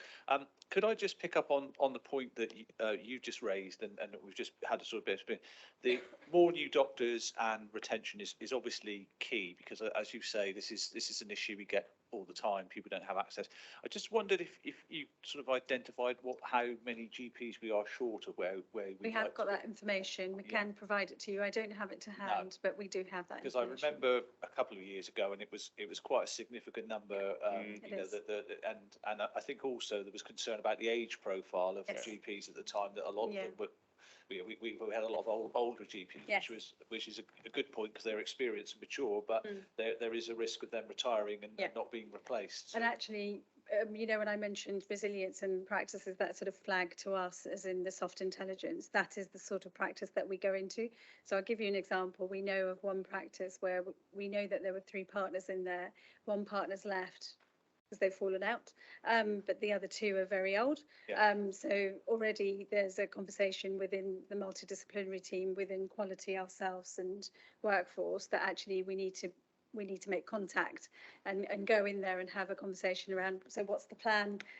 Because we can't risk sort of 2 senior partners being in there and no sort of plan for the future, because it's around making sure that general practice survives as well. And the second point and question I wanted to raise, Chair, was around, if you like, these are the sort of supply side issues where, you know, you're building up resilience now. But I just wondered if you could say a little bit more about what you're doing to manage demand, because we've had various times GPs come here and said that relatively few people go to see the GPs actually have a medical problem, and quite a lot of them have a social, a mental health problem, which doesn't actually need to be dealt with by a GP, could be dealt with by someone else. And I just wondered if you could say, because this sort of seems to be saying a lot about the, you know, what you're going to put in place, but how you're going to turn off the tap, if you like, because that would help as well, I guess. So there is, so obviously the workforce model has changed quite a bit in the recent years. We've got what you called a general practice additional roles sort of scheme, which is part of the national contract. It's often referred to as ours because it's ARRS, and part of that there is additional funding for social care and health coaching navigators. So within Somerset, we already have a vanguard where before the scheme came in, we'd already identified those. So there's part of that national piece of work, there's additional training and refresher training for practices, and where we've got about improving access, some of the pieces of work are around triage as well, and the front door, and making sure that the staff at the front door are skilled enough to sort of navigate correctly. But there's quite a lot of work around that. There's also quite a bit of work that we're embarking on as an ICS, as an integrated care system, around self-help. So you'll know about sort of the hypertension work that we're embarking on with public health colleagues. So sort of making sure that we're identifying people and at earlier stages, and around the self-referral and self-help as well. So already just this morning, I've sort of seen some emails within the system that we've got a self-help week coming up. So how do we make sure that all agencies within the system are starting to sort of make that patient comms, etc. So it's working closely with our other system providers as well. It's not all health, it's around working with social care and public health colleagues. And that does come back to probably what I said is the hottest topic of this in terms of self-care, self-referrals. And just to pick out another example which is being developed at the moment, and it's for patients living with diabetes, actually developing support groups, peer support groups with other patients that have got diabetes, that they can ask each other questions and that sort of thing. Whereas before they may well have phoned the GP and said, I need to come in and see someone because I've got X, Y, and Z question. Actually, if they've got that peer support group, it's a very specific example, but it gives you an idea of the sort of stuff that we're trying to do. Thanks, Chair. I've got 4 speakers and 1 online. So can I go to Councillor Whale, please? Thank you, Chairman. Back to the retention and return of experienced GPs. I've always been led to understand that part of the problem is part-time working of GPs.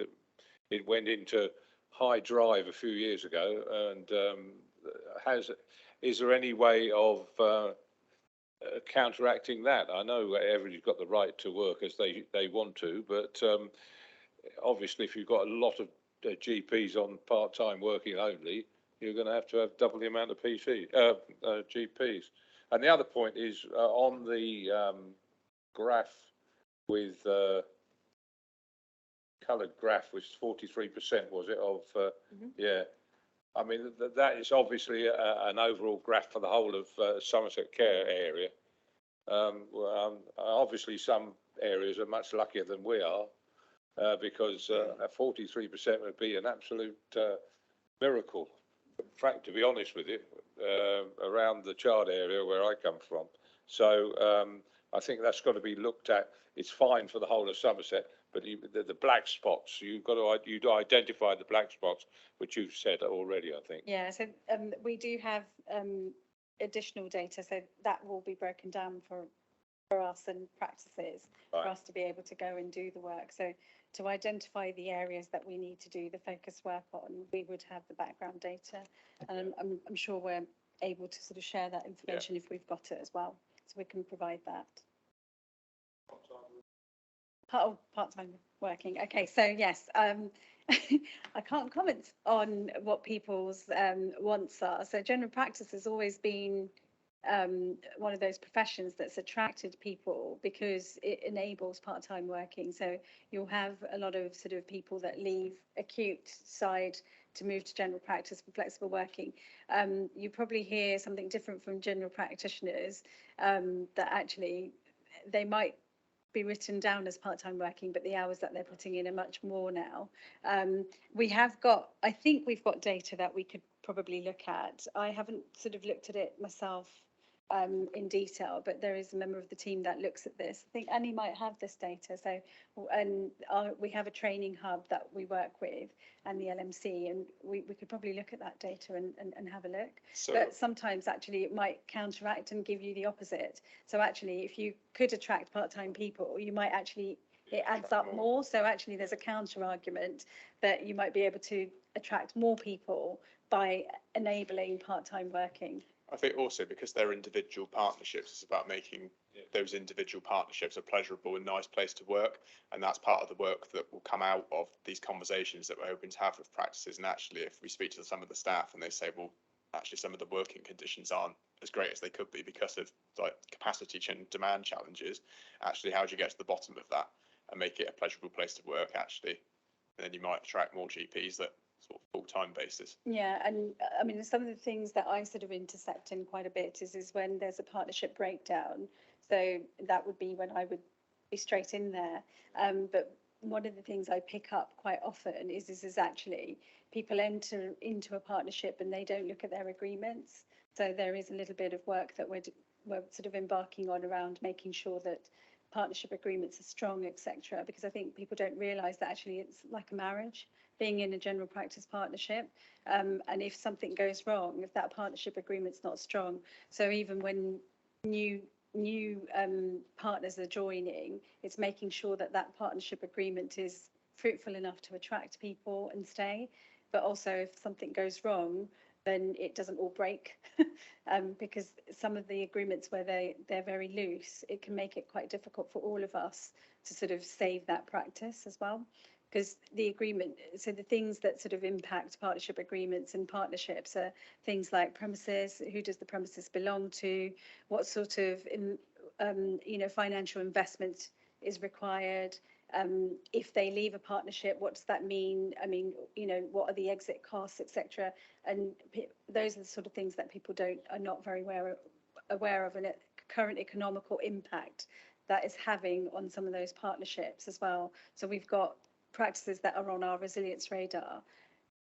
It's the first time I've seen so many financial resilience applications from general practice that we are having to find money for because of the economic impact, the utility costs, the tax costs, etc.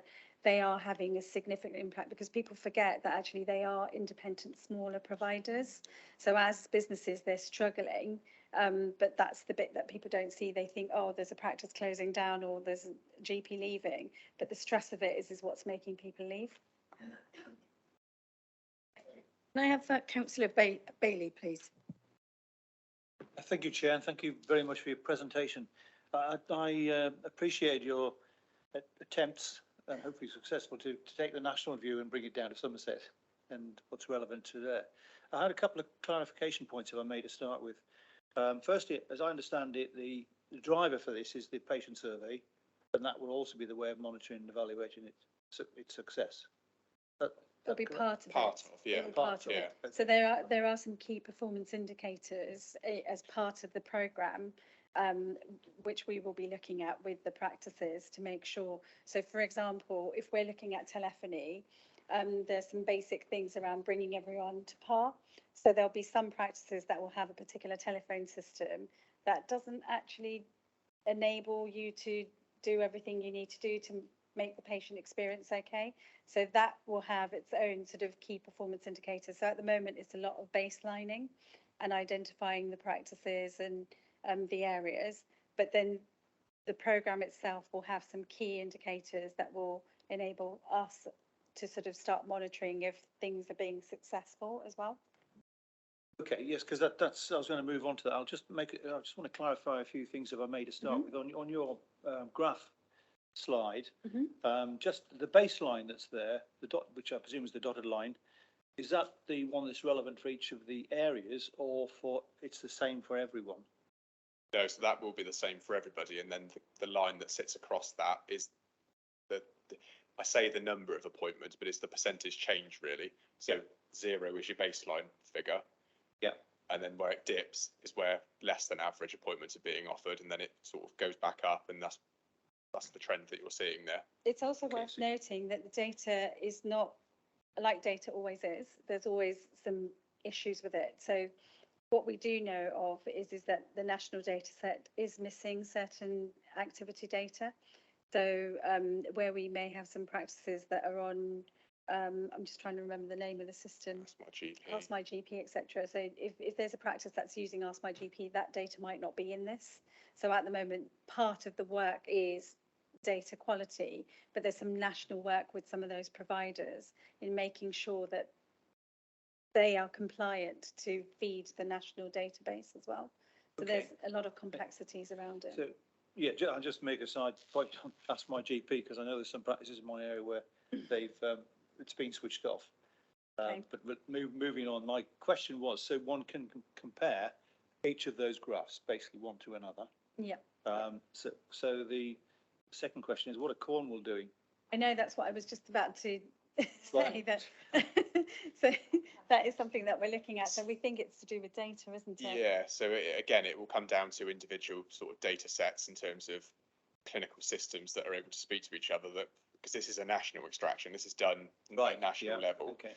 And if Cornwall have got something within their localised system which actually enables them to transfer those appointments that might be carried out through Ask My GP or another online consultation system across, then that's obviously going to impact their data set. But I think there is also something around, and it does come back to understanding not just in Somerset which practices are really doing well, those that are challenged. Actually, if there's another system in the southwest or in the country that's doing really well, what learning can we draw out of that and bring to Somerset? Yeah, and that actually, was my next question. And actually, we're working quite closely with. So I've got quite a close relationship with sort of a lot of these ICB leads as well. So Cornwall is one of the areas that we've got good links in with. Okay, yeah, thank you. Well, that's because all the other graphs are similar in their design, if you like. Yeah. The second point on that page is the time from booking to appointment. Is that relevant to a year or all the years that are above in the? So that's a rolling month average. Right, for Somerset. Yes, just for Somerset. Okay. Yeah. Thank you. Yeah. Thank you. So on to my questions, and the first one was really about access, and I'll just make another point that because of the survey situation is one of you, and probably the main driver, but it's only one. I certainly find that I'll make perhaps a local analogy in Martock. The Symphony run the two practices in South Petherton and Martock together. Bartok was effectively not available, so people were having to get to South Petherton. And what we've done by working with the Symphony is basically to improve the area that the demand-related transport covers, so people can get to South Petherton, but also increase the number of appointments in Martok. Sorry about the detail for those that don't live in the area, but keep mentioning Martok.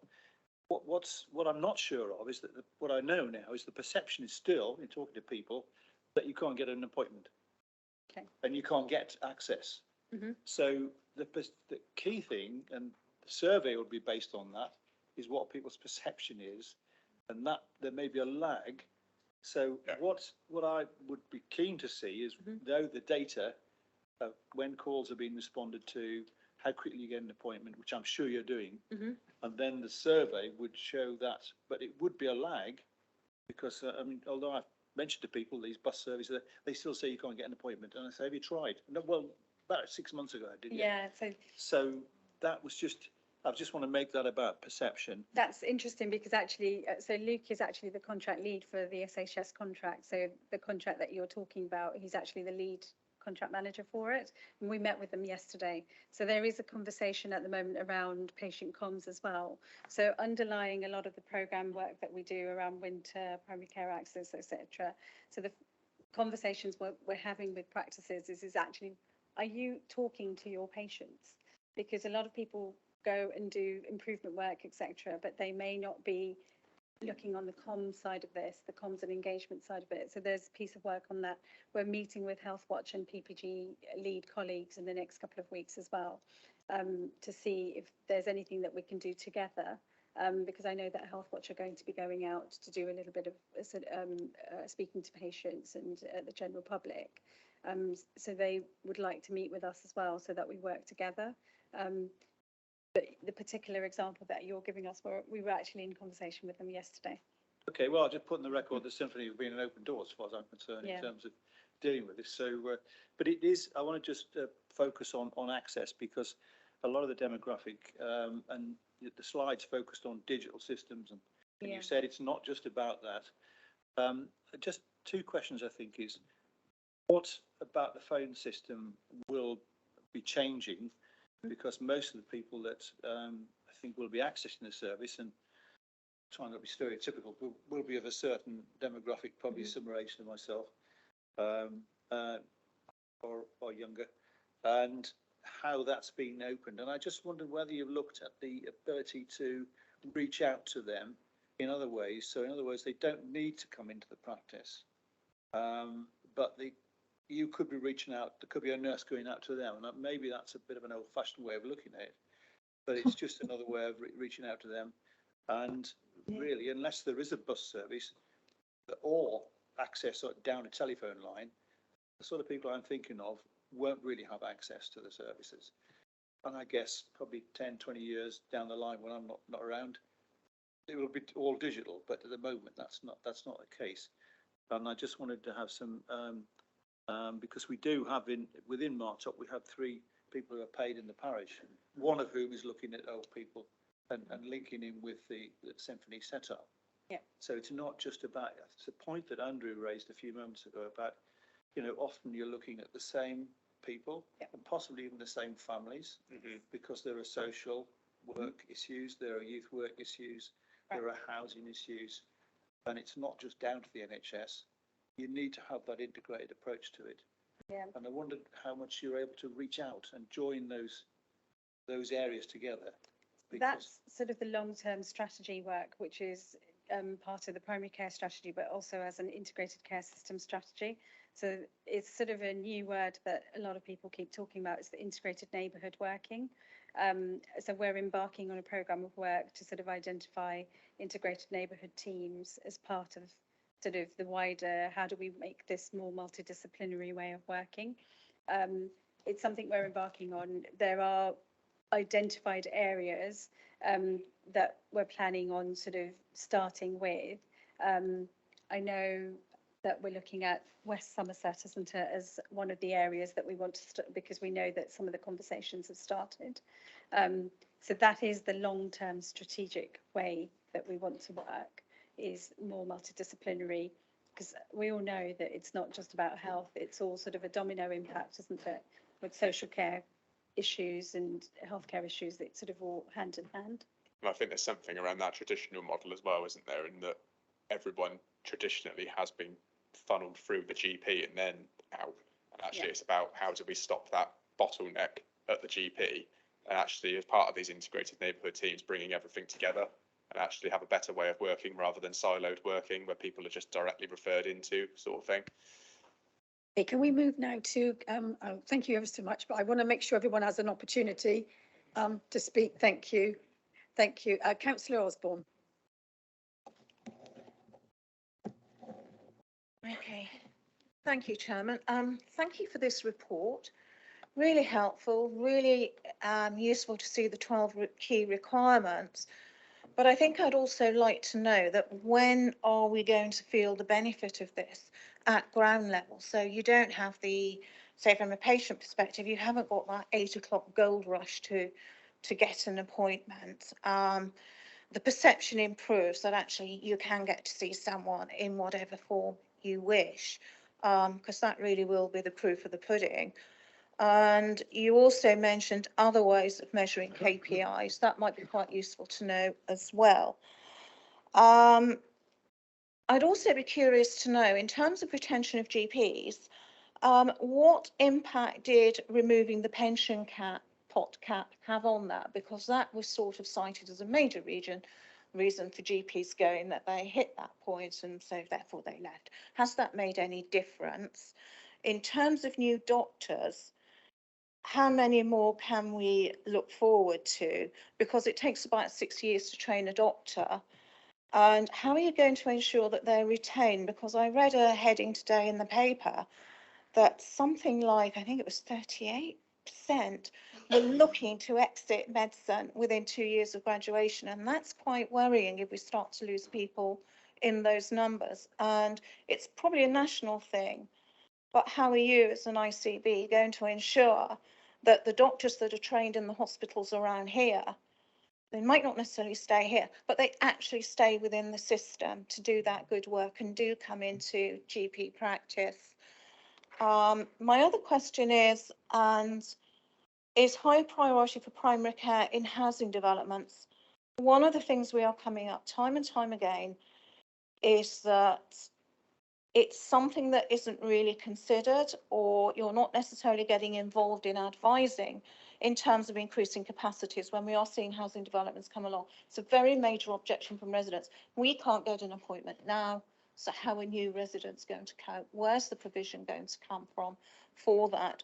So personally, I feel it's important that you do get involved in those discussions at an early stage. It's a bit late till it almost gets to the committee stage and someone goes, oh, we better ask the NHS. And then in some cases, I've seen practice nurses and managers come along to planning committees to have raised those very issues. It's too late then. You need to be in at the ground floor. And I know with 400 houses coming to Ilminster, we've just seen the application come in, and there's going to be massive concern. It's coming out. Where is the provision going to come from to enable that to be looked after? And also, as well, not mentioned in here, is the complementary role of the minor injuries unit. We've got one at Chard. It's absolutely brilliant. And I must admit, if I've got a minor injury, I go there rather than go to the doctor, because I can just walk in and I'm seen and I'm reassured. I also know that if I have a serious problem, I'm going to get referred into the main system pretty darn quick. So that works quite well for us in Chard. In terms of that, how much of the problem is also caused where some people like access to the same GP time and time again? It's not a new one, it's as old as time, but I wonder how much of that is perhaps affecting numbers. And also, again, you've mentioned it, John mentioned it, the comms out to patients, so patients actually know what's going on, particularly when practices are closing or shutting.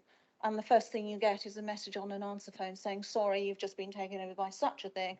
Or at a neighbouring practice, if you're a patient of X, it's basically, don't call us, you need to call them. And also in terms of the digital side of it, I have concerns about that, because it's lovely going digital, There are issues around privacy and hacking. It seems your data is less safe with a national database than it is locally. But also as well, there's the issue of affordability with these things, because they very quickly get out of date. They're constantly updated. Apple are devils for it. And you may find that as you make the app more and more sophisticated, doing more and more things, that eventually you won't be able to download it because your operating system won't allow you to. And that in effect forces you to change phone. Now, that's fine for most people, but if you're on a very low income, you might not be able to afford to do that. What's more, it's possible you may have a poor credit rating. So no one's going to let you pay on installments because of the credit rating. And it's usually, and we all know there is a correlation between low income and poorer health. So the very people who need access to you, if you go too digital, may find they can't get the access they need when they want. So I think there's still a real need for face-to-face and other means for people to access, and maybe longer term actually looking at what can be done to ensure that the people who need access to apps and digital technology actually get that, and also the support to use it as well, because sometimes these systems get more complicated. It's more complicated around verification. And again, that could deter people, not necessarily older people, but also other people as well who may not be quite so confident. Just because you're under 40, it doesn't necessarily mean you're tech savvy. There can be all sorts of other reasons as well. Councillor Osborne, can we just let Kasim answer? You've asked many questions within that. No, it's all right. It's just that it's an awful lot for you to try to get back in an answer. Should the other speaker, we're over time. So obviously I just wanted to give you the opportunity to answer. Written answers are fine. I was going to say that's a lot of questions, but so when will we see the impact? We obviously won't see the impact straight away. It's over a year's programme of work. So I mean, we can bring regular updates into here to give you sort of how we're doing. Removing the pension pot impact. I wouldn't know the answer to that for the local impact. It's a national piece of work that was done, but we can certainly go away and check with workforce colleagues and come back to you on that one. And then you talked about new doctors and retention. This is part of the wider workforce sort of conversations. We all know that these are the problems that we're dealing with, but that's the reason why we've got sort of local plans of, I mean, there are pieces of international recruitment happening at the acute trust, etc. We haven't sort of embarked on too much international recruitment, but I do know that there's a little bit of international recruitment currently underway with sort of a primary care workforce. And there's certainly sort of early conversations within the integrated care system. Obviously, week 10 in post, I'm not going to know the detail for our local sort of workforce plans, but it's something that's on my radar, and we can bring it back here. It feels like we probably need to bring back a workforce sort of focused sort of update here, and I'm happy to sort of enable that. In terms of same GP, so within the contract, there is no stipulation that a GP provider has to provide the same GP for a patient. There's choice, the choice agenda allows for patients to choose their acute trust that they want to be referred to, but there isn't a stipulation in the GP contract. So it isn't something that we sort of look at, but there are GP practices that prefer working in that sort of operating model, and that's the other thing. So what we've got to remember, they're all single enterprises, so they're single sort of businesses, and we work with them according to how they want to work in their operating model. We go in there and give advice and say, well, have you thought about this? And you know, this will improve. And that's the sort of work we do when we go in as intensive teams to work with them. In terms of housing developments, so I have currently recruited a primary care estates manager. One of the things that the current person in role has picked up is actually, it's not just about the NHS remembering to make contact. It's also about the local authority planning departments that need to enable the Section 106 conversations. So actually, we often don't get contacted because people don't want to give us their Section 106 money. So it works both ways. And capital investment for the NHS has been quite a, so for me, capital investment is a huge, huge problem.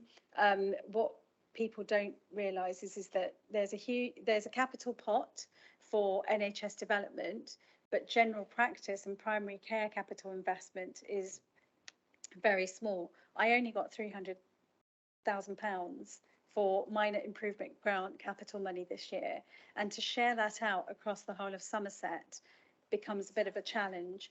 So that's where the benefits of working as an integrated care system come into place, because actually it means that we need to start thinking about estates and capital money as an integrated care system, not as just general, for general practice. So that's sort of the work that is in progress at the moment, and obviously on my radar as well, because it's one of the biggest challenges that I've hit in the 10 weeks in post is general practice sort of saying to me, we need to increase capacity, and we at the moment are doing a mapping piece of work across the whole of the general practice estate, then working with their primary care network groups to see if they are optimizing their actual estates capacity appropriately. Are there any other opportunities? And in terms of housing developments as well, so my team are actively now working and have started making those links with planning departments to say that actually, can you have early conversations with us, because we know that there's an impact. And I have a special, I've been staying in Ilminster for the last 10 weeks, so it's on my radar. And then minor injuries unit, I am aware that some of the minor injury units that we've got are actually very beneficial, but that's where the work that we're doing around integrated neighbourhood teams and looking at estates capacity, and so it's sort of wider than just looking at access in silo. It's about looking at every other bit. NHS app, I have had feedback when I've worked in other places as well around the affordability, etc. But there's been a counter argument to this as well, to say that actually, have we got the stats around if people on low incomes haven't got the telephones, etc. Because actually there's a counter argument to that one as well. Cyber attacks is something that the NHS is quite aware of. You would have heard of a recent issue that hit the ambulance trust, and then so the work that's going on in the background at the moment around cyber attacks and potential sort of problems in terms of enabling digital is one of the areas that we were particularly weak on. Is that actually our providers are not all NHS providers, they may be private providers. So the recent issue that hit SWAST, the ambulance trust, was actually it was a subcontracted provider. So the things that are being looked at are subcontracts, etc. And we've all recently had refresh cyber attacks, sort of training, etc. So it's quite high on the agenda because we're more prone to the attacks. We get daily emails, etc. if there's anything going on. So there is a raft of people that work on sort of the cyber side of things in the NHS that people don't see, we don't see on a daily basis, but they are sort of making us aware that there's work going on in the background. But where our training and where we're told to be careful is so, for example, if we're going out and procuring a digital telephony provider, one of the areas that we would need to look at while we're looking at the procurement and the framework is actually, has that company got a good policy around cyber protection, etc. Okay. I don't know if I've missed any I questions. think you haven't missed anything at all. You've done a marvellous job. I don't think you have. Thank you. You've gone through that step by step. I need to move to Councillor Redmond now. Sorry, I please. was just going to suggest very quickly that I think it would be really helpful if you came back in 12 months' time and gave us an update on your progress and what other things are coming forward. Thank you. We'll talk about that after the meeting here. Is that okay? So Councillor Redmond. Thank you, Chair. Thank you for the report. It's really interesting. I've got a couple of comments, a couple of points and a couple of questions, but I'll be as quick as I can. In relation to the points that have been covered, digital by default is something that we need to be very careful of. And we need to make sure, I know it's been said before, but I just want to add my support to the fact that there needs to be options, because we, as well as being a diverse community that we have in Somerset, there's large travel distances, there's lack of accessibility, and there's all sorts of issues that we need to consider. In relation to the planning issue, I think you making the statement here and by way of us reaffirming it, we've got a new council now. This Somerset Council should make the route to a solution, as in the planning, a little bit better for you, in as far as planning now comes under Somerset Council, and the fact that you say sometimes you're the NHS is forgotten in the conversation, I think we'll note that and make sure that that's not done going forward. Just a couple of points. So going back to what you said about the graphs, I think the graphs are really interesting. Now you've explained what they are, the percentage-wise is interested. But what I need to understand, and I would think if you come back, do you need to be clearer on what we are? Because it seems to me that you're comparing apples and oranges. Because an appointment with a doctor and an appointment with a nurse, it's an appointment, but it's not necessarily the same. So there's a need to break that down and understand that. Second point, maybe for when you come back, and it's been mentioned before, that Somerset is a large area. We've got lots of different, so a hotspots map would be really helpful in as far as where you have the large areas of availability and where you don't, which would be better for us to be. I like to see things graphically, and if I can see a picture of Somerset and oh look, Taunton have got a load more, but in the middle of Exmoor you haven't, which is understandable because there's more sheep in Exmoor than there is in Taunton. But it's making sure that we make the right comparisons. So that would be helpful as well. And as far as tracking progress, I think one of the things that it's admirable that you've got all these points, but how will we as outsiders be able to know that you're making progress on them? So is there a way to produce a KPI chart or a forward planning chart? I'll finish and then you can come back and that's okay. That way at least we'll be able to look and, we're achieving this, we're not achieving that. And finally, rather than 12 months, I think that's too long, Chair. I would suggest that we would look, because I would, in my communities, as has been said before, this is one of the things that's near the top of our list, accessibility to doctors' appointment. So I would suggest at the latest you come back in 3 months, at least then we could be able to track what's going on and see some improvements. Thank you, Chair. Thank you very much for being so concise, because that was really, really good. What I wanted to say was on the back of what Councillor Redmond has said, I think what you should, on number 10, it should be high priority for primary care from new housing development. Because when I read that, first of all, that didn't make any sense to me. And I think what we need to know is that there, as Councillor Redmond said, this is a new council.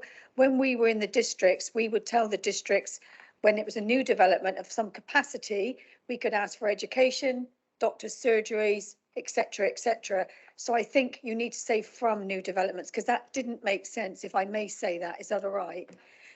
Before I go to Councillor Dingwall, who's been really amazing, I want to just mention one thing, and I know Councillor Redmond wants answers, but we also have inconsistencies in doctors' surgeries in lots of parts of Somerset. Some surgeries are very empty and some surgeries are very full.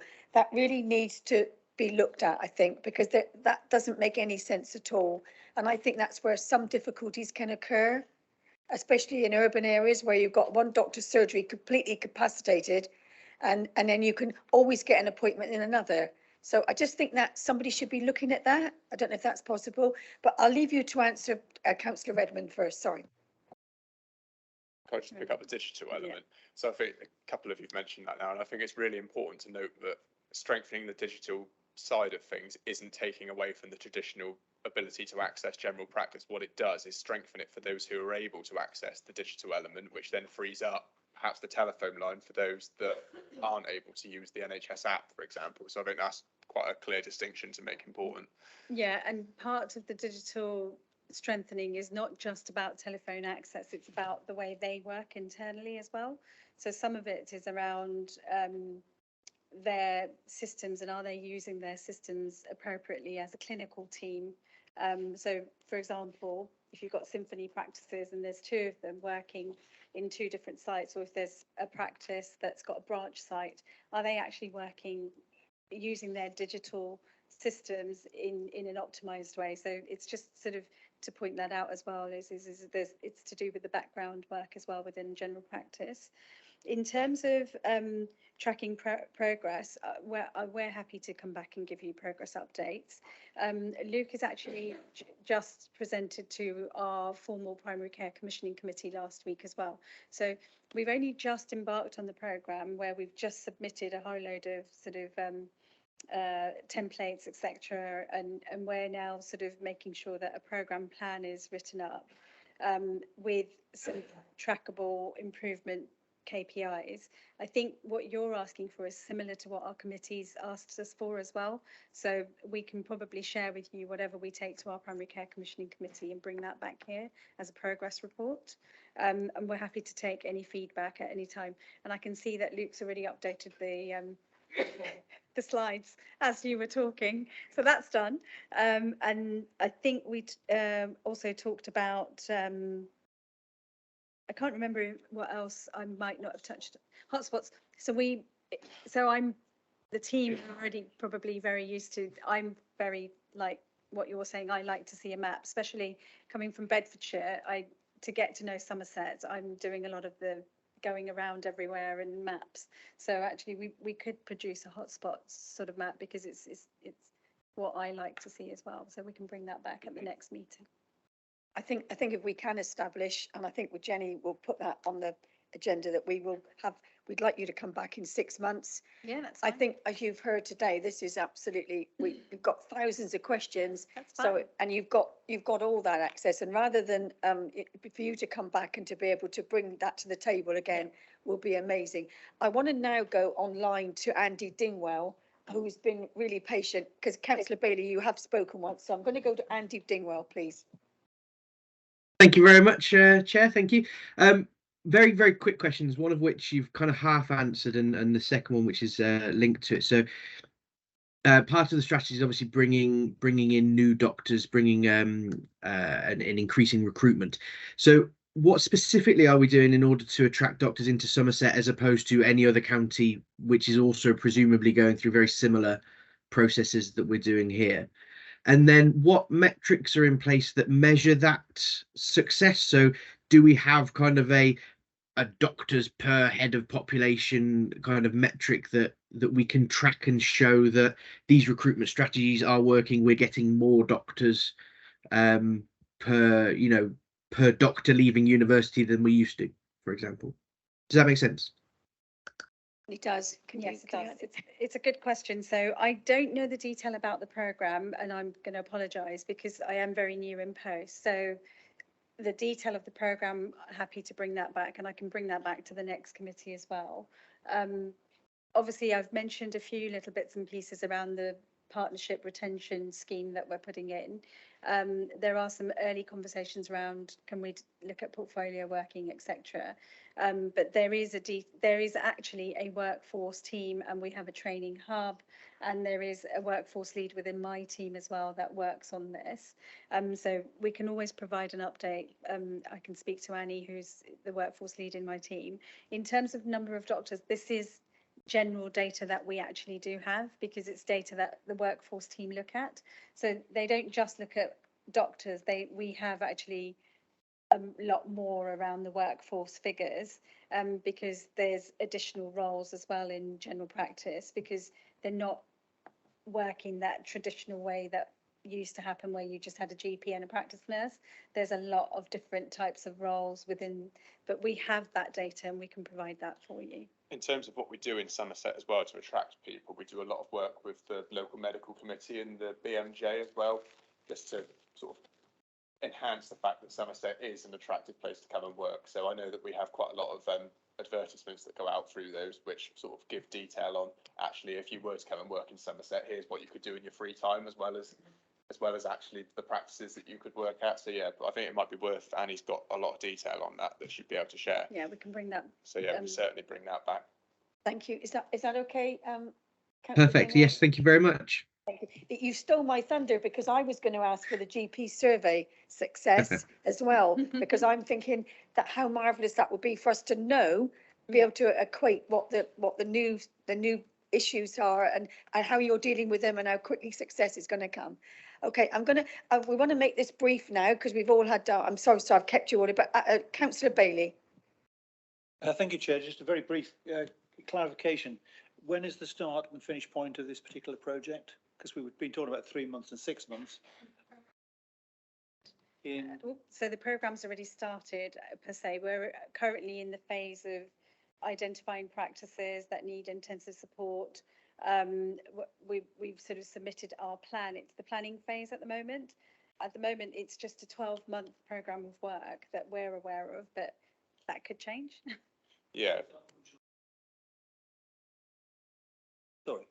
Yeah, so I think if you were to look at when the delivery plan came out, it came out in May. We were asked to submit a plan in June. Councillor Bailey, can you turn? One plan in June, one plan in July. And I think although it is a 12-month programme of work as far as the national team are concerned, I believe it probably will be extended. And locally in Somerset, it won't be a case of next July we think, right, we've achieved all we can achieve, we're going to stop now. It will be a rolling piece of work actually that will be reflected within things like the patient survey. And I know we spoke briefly around the different metrics for measuring that success. And yes, the patient survey is one of those, but things like call data, which we'll be able to get through new telephone software that will be installed, will give us more of an idea as well of operationally on the ground, as opposed to having to wait for that time lag between patient survey results. And I think you see a lot from patients just generally, don't you? You don't need the patient survey necessarily. I mean, I would imagine you all hear feedback from your patients.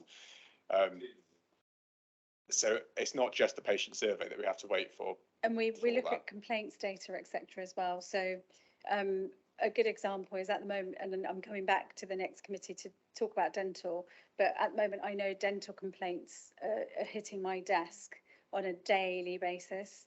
And so it's not the only way of knowing that there's a problem. So for example, we work quite closely with CQC as well. So there is intelligence between agencies as well in the background when there are issues. Thank you very much. Can I go to my last question now? Is Councillor Redmond. Thank you, Chair. Two very quick points. First one, is it perhaps an opportunity to share good practice? The council, you talk about extolling the virtues of living and working in Somerset. Our own council, both adult services and children's services, have done some amazing work about doing the same. So there may be an opportunity. I'm a big believer in not having to reinvent the wheel over and over again. So you may want to reach out to officers within the council to see whether we can find a way to help and advise you on that. And second point, I noticed that when it comes to having an update report, Chair, Councillor Osborne has suggested 12, I've suggested 3, you've came up with 6. What I would say is that there's an indication that this whole project is only going to last a year, and I think for the committee to benefit from the information, if you're saying it doesn't come back to the committee for 6 months, I would ask that would it be possible to have a written report that's shared with councillors at 3 months? Because I really do think this is to me, this is such an exciting and an important project. The consequential benefits are enough. The 6 months would probably be too much, Chair. So, well, I thank you, Councillor Redmond. I'm in your hands, Cassim, really, because I think it's all very well us saying what we want. We want, the moon on a stick. Yeah. I think that you've got to be able to assess what's best for you. I was thinking March. By March at the latest, you come back with a report.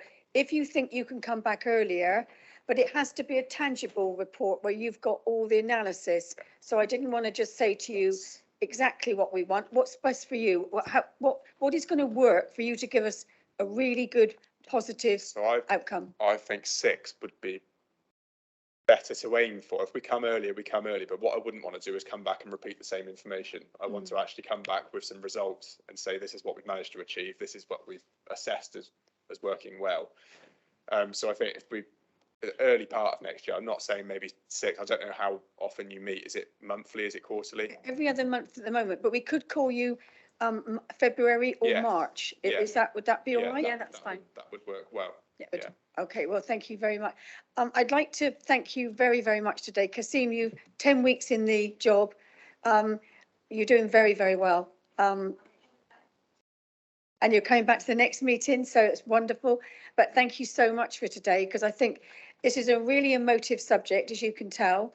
We all get bashed by our not physically, but by our members, by our residents who are so worried, so concerned. And I'm so glad to see this is being looked at, and we can actually be able to say that we're monitoring this as well, because it is something that really does need urgent handling, really urgent handling. So I wish you all the very best, and I look forward to seeing you, say February, March. I think February, I think the best time would be for us, if it's okay. I think I'm back in October, aren't I, with You're pharmacy, back in optometry October. and dental, so. Yeah, you're back. get fed So up you're with going to it. be bored to death of us. But thank you very, very much. Hopefully I'll have moved to Somerset by then. Yes, move to Permanently. sunny Somerset, definitely sunny Somerset. Thank you so much for today, both of you. And thank you, Luke, as well. Thank you very much. Thank you. It seems our last item on the. Oh, good morning, Mr. Preston Shute. Good morning. Good morning, councillor. Can you hear Okay. me? We can indeed. Oh, this is going to be tight for me. Okay, so we'd like you to give us a presentation now on our Safeguarding Adults Annual Report, please. Thank you. Okay, well, hopefully you have all been sent the Safeguarding Somerset Adult Board Annual Report. As you will have seen from the report, I became the independent chair in January 2023. So the annual report, of course, covers the financial year 2022 to 23. So to a degree, I'm reporting on 9 months worth of activity that I was not a part of, but I can obviously comment on the 3 months that I was in post. And indeed, the annual report talks about the development day that we had to refresh the strategic plan, which we are required by law to have, which we are now taking forward in the year 2023 to 24. I'm quite an experienced SAB chair, and I really value the opportunities to have conversations with elected members, both the lead member for adults, but also elected members on scrutiny and oversight committees. I really value these opportunities. We are required by law to produce an annual report and to disseminate it widely. We are required within an annual report to talk about safeguarding adult reviews, those which we have commissioned and those which we have completed. And indeed, the annual report that you have before you does talk about the safeguarding adult reviews that were completed in the financial year, and indeed also gives some indication of progress in terms of implementing recommendations from earlier safeguarding adult reviews. My role as an independent chair is to speak truth as I find it. When I was interviewed for the post and indeed appointed, I was given very clear messages by the 3 statutory partners, police, local authority and the Integrated Care Board, that they were looking for a step change in the role of the Safeguarding Adult Board in terms of communication and engagement with the different communities in Somerset, in terms of a robust, actively pursued strategic plan, and in terms of leadership. And that's what I have endeavoured to provide in the last period of time. And indeed, we've endeavoured, Natalie Green, the business manager, and myself, to reflect that step change, the ambition to have a step change within the annual report. The annual report talks about adult safeguarding data. I have to commend here the investment by the statutory partners and particularly by the local authority in data collection and quality assurance in the person of Nikki Shaw. I've been chairing Safeguarding Adult boards and predecessor boards since 2006.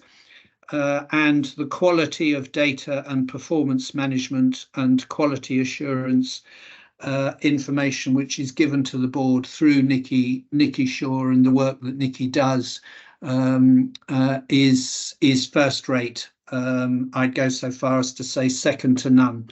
It really does provide me and board members with the assurance that we need in relation to the effectiveness and the outcomes of adult safeguarding processes.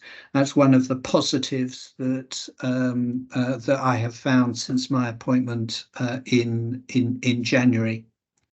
There's clearly work to do. The board has some effective subgroups and is doing work on communication and engagement with Somerset communities, which has perhaps historically had less of a focus than I might have given to it.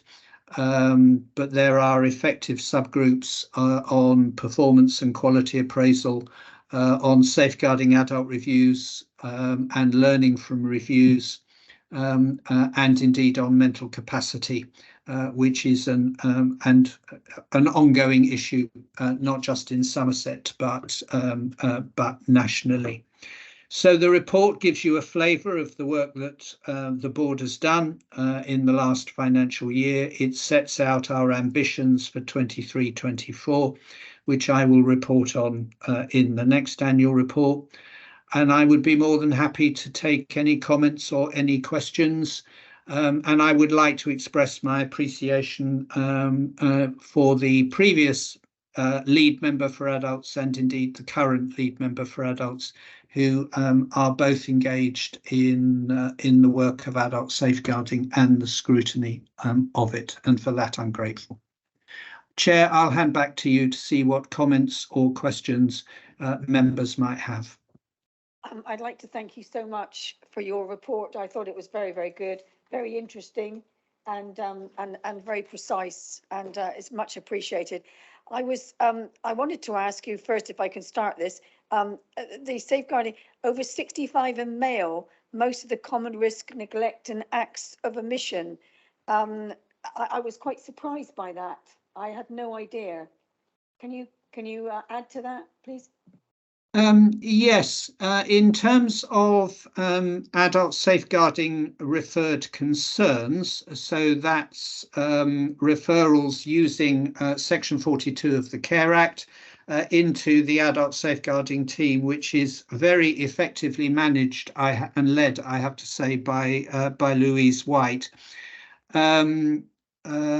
Neglect and acts of omission commonly emerge as the most frequently referred concern. Somerset is merely reflective of the national position. It is also the national position that more men are the subject of adult safeguarding concerns than women. And that older men and old men are very often the subject of adult safeguarding concerns. So Somerset is not an outlier in relation to that particular statistic. What we also find nationally is that when you come to safeguarding adult reviews, self-neglect is the most frequently reviewed type of abuse or neglect, and Somerset is not an outlier there either. There are currently a number of cases of self-neglect being reviewed, and there have been cases of self-neglect being reviewed previously. So yes, data is interesting, Councillor, is it not? It very much is. Thank you so much. Members, do I have any questions? Councillor Osborne.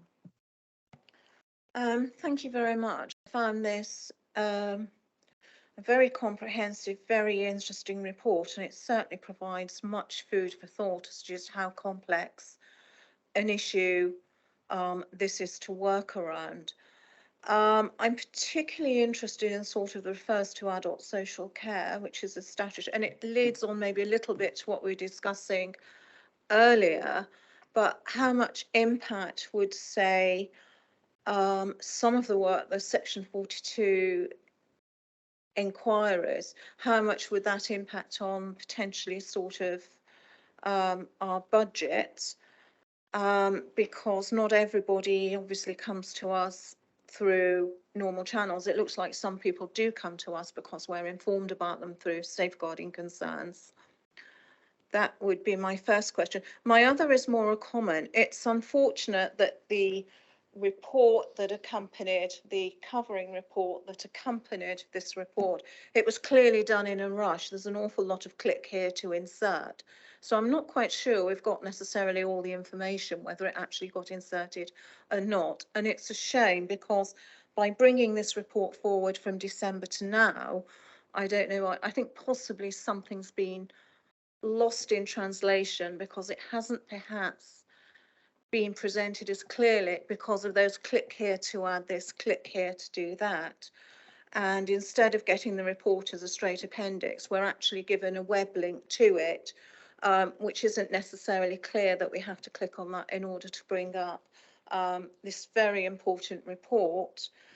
And Chairman, I do wonder whether it is perhaps worth offering again the safeguarding adults training, because it's about 12 months since we did it. And having read the report, a refresher might not come amiss.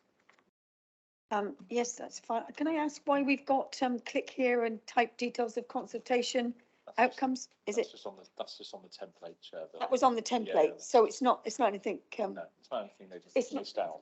Oh, it should have been deleted. I see. So it's nothing to, it should have just been deleted. Just an admin, that's fine. That's absolutely fine. But again, I think it's important. It detracts from the quality of the report. And we should be presenting reports to the highest standard. Yes, I'm relieved it's actually not, it's just a typo, a typing left on. Yeah, if we can take those off in future, that would be much better. Point taken. Does anybody else have any members, any questions, please, to ask? Could I just pick up, if I may, Councillor Chair, the observation made by the member in relation to training? I am more than happy to facilitate a session for elected members on adult safeguarding law and the roles and the responsibilities of the local authority and indeed other provider services. I do that in other areas where I am currently a chair. So it is an open invitation should you wish to take that up. I think that would be an excellent idea, and I think we would like to take that up with you, either with you prefer online or we can do it face to face, whichever you prefer.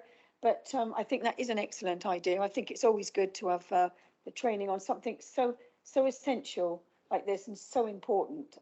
So I thank you very much for that. Can I go to Councillor Redmond, please?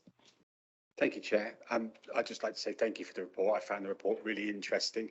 The links were helpful, and I thought that it would be worth coming in now because I like to have concise information, and I think that the annual report summary on a page is really helpful and really useful because it helps concentrate our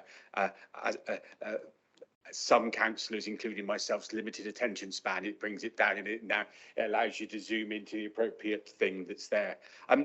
What I will say is something that I might find interesting and be able to monitor. I know that everyone gets overrun with dashboards and stuff like that, but it would be interesting to ask the chair, Mr. Shue, that just to if he could just give us an indication of what his top 3 priorities are and how he might feel as if he would be able to address those, and by way of whether there be a need for us to have an update report partway through the year.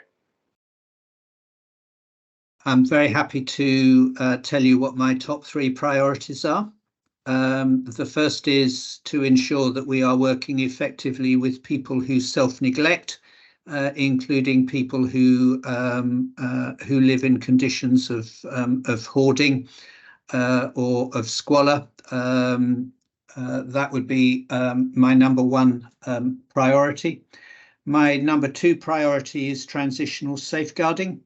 To ensure that children's services and adult services, children's mental health services and adult mental health services are working effectively together to support young people as they transition to becoming young adults. To ensure that the statutory responsibilities on children's services and on adult services are fully met in relation to that cohort of people. A third priority that I would have, which is very topical at the moment, and I've got a forthcoming meeting with the Chief Constable, is the introduction of right care, right person. To ensure that other services are asking the police to undertake life and limb checks appropriately and where necessary, but other services, particularly mental health services, are picking up welfare checks when there isn't an immediate issue in relation to life and limb. That would be my third priority. If I was allowed a fourth, it would be seeking assurance that the change from clinical commissioning groups to integrated care boards and integrated care systems is delivering the benefits of integrated commissioning, integrated care planning, health and social care working closely together. If I were allowed a fourth priority, it would be that. Chair, can I just quickly come back on that? I'll be very I quick. was just going to say that those four priorities are very, very good. Thank you. Councillor Redmond. And I think it's important to make a couple of very quick points, and I've made it before, but I think now the new chair will have only recently experienced Somerset as one council, and the theory behind the solution should be that as we're now one council, not districts and county, one council with all working together, the route to a solution, which includes the likes of hoarding and other things like that, should be quicker in the fact that we should be able to work with our one teams. I use that in a specific, that you'll understand that with me. But secondly, in the more important bit, I'm only subbing onto this committee, sir, but thank you for your report. But what it might be helpful to do is your second point about transitions. I'm lucky enough to chair Somerset's Children and Family Scrutiny Committee, and transitions is one of my main topics. So what I will do by way of the chair here of this committee and our clerks is make sure that you're made aware of our next meeting, because one of the points at our hopefully joint meeting that we're going to be running towards the end of October is talking about transitions, specifically around the fact that the adults and children in that area do overlap. So I'll make sure that you're invited along to that. So, but thank you, Chair. And thank you for the invitation to come. I'd be very happy to contribute. Much, thank you. Do we have any other questions? Councillor. Only from what was one of the remarks made about the police and the working with them. Have you any views, or is there any view on the recent comments made by chiefs of police that they were trying to withdraw from mental health cases, and this is obviously going to impact on the data which is collected by your board? Thank you, Councillor, for the question. The police have clear statutory responsibilities in the Police and Criminal Evidence Act and in the Mental Health Act to safeguard people's life and limb, that's the Police and Criminal Evidence Act, and to assist Section 12 doctors and approved mental health professionals in the administration of aspects of the Mental Health Act when people are in mental health crisis. It is fundamentally important to ensure that the police meet their statutory responsibilities in a timely way in respect of the duties that I've outlined.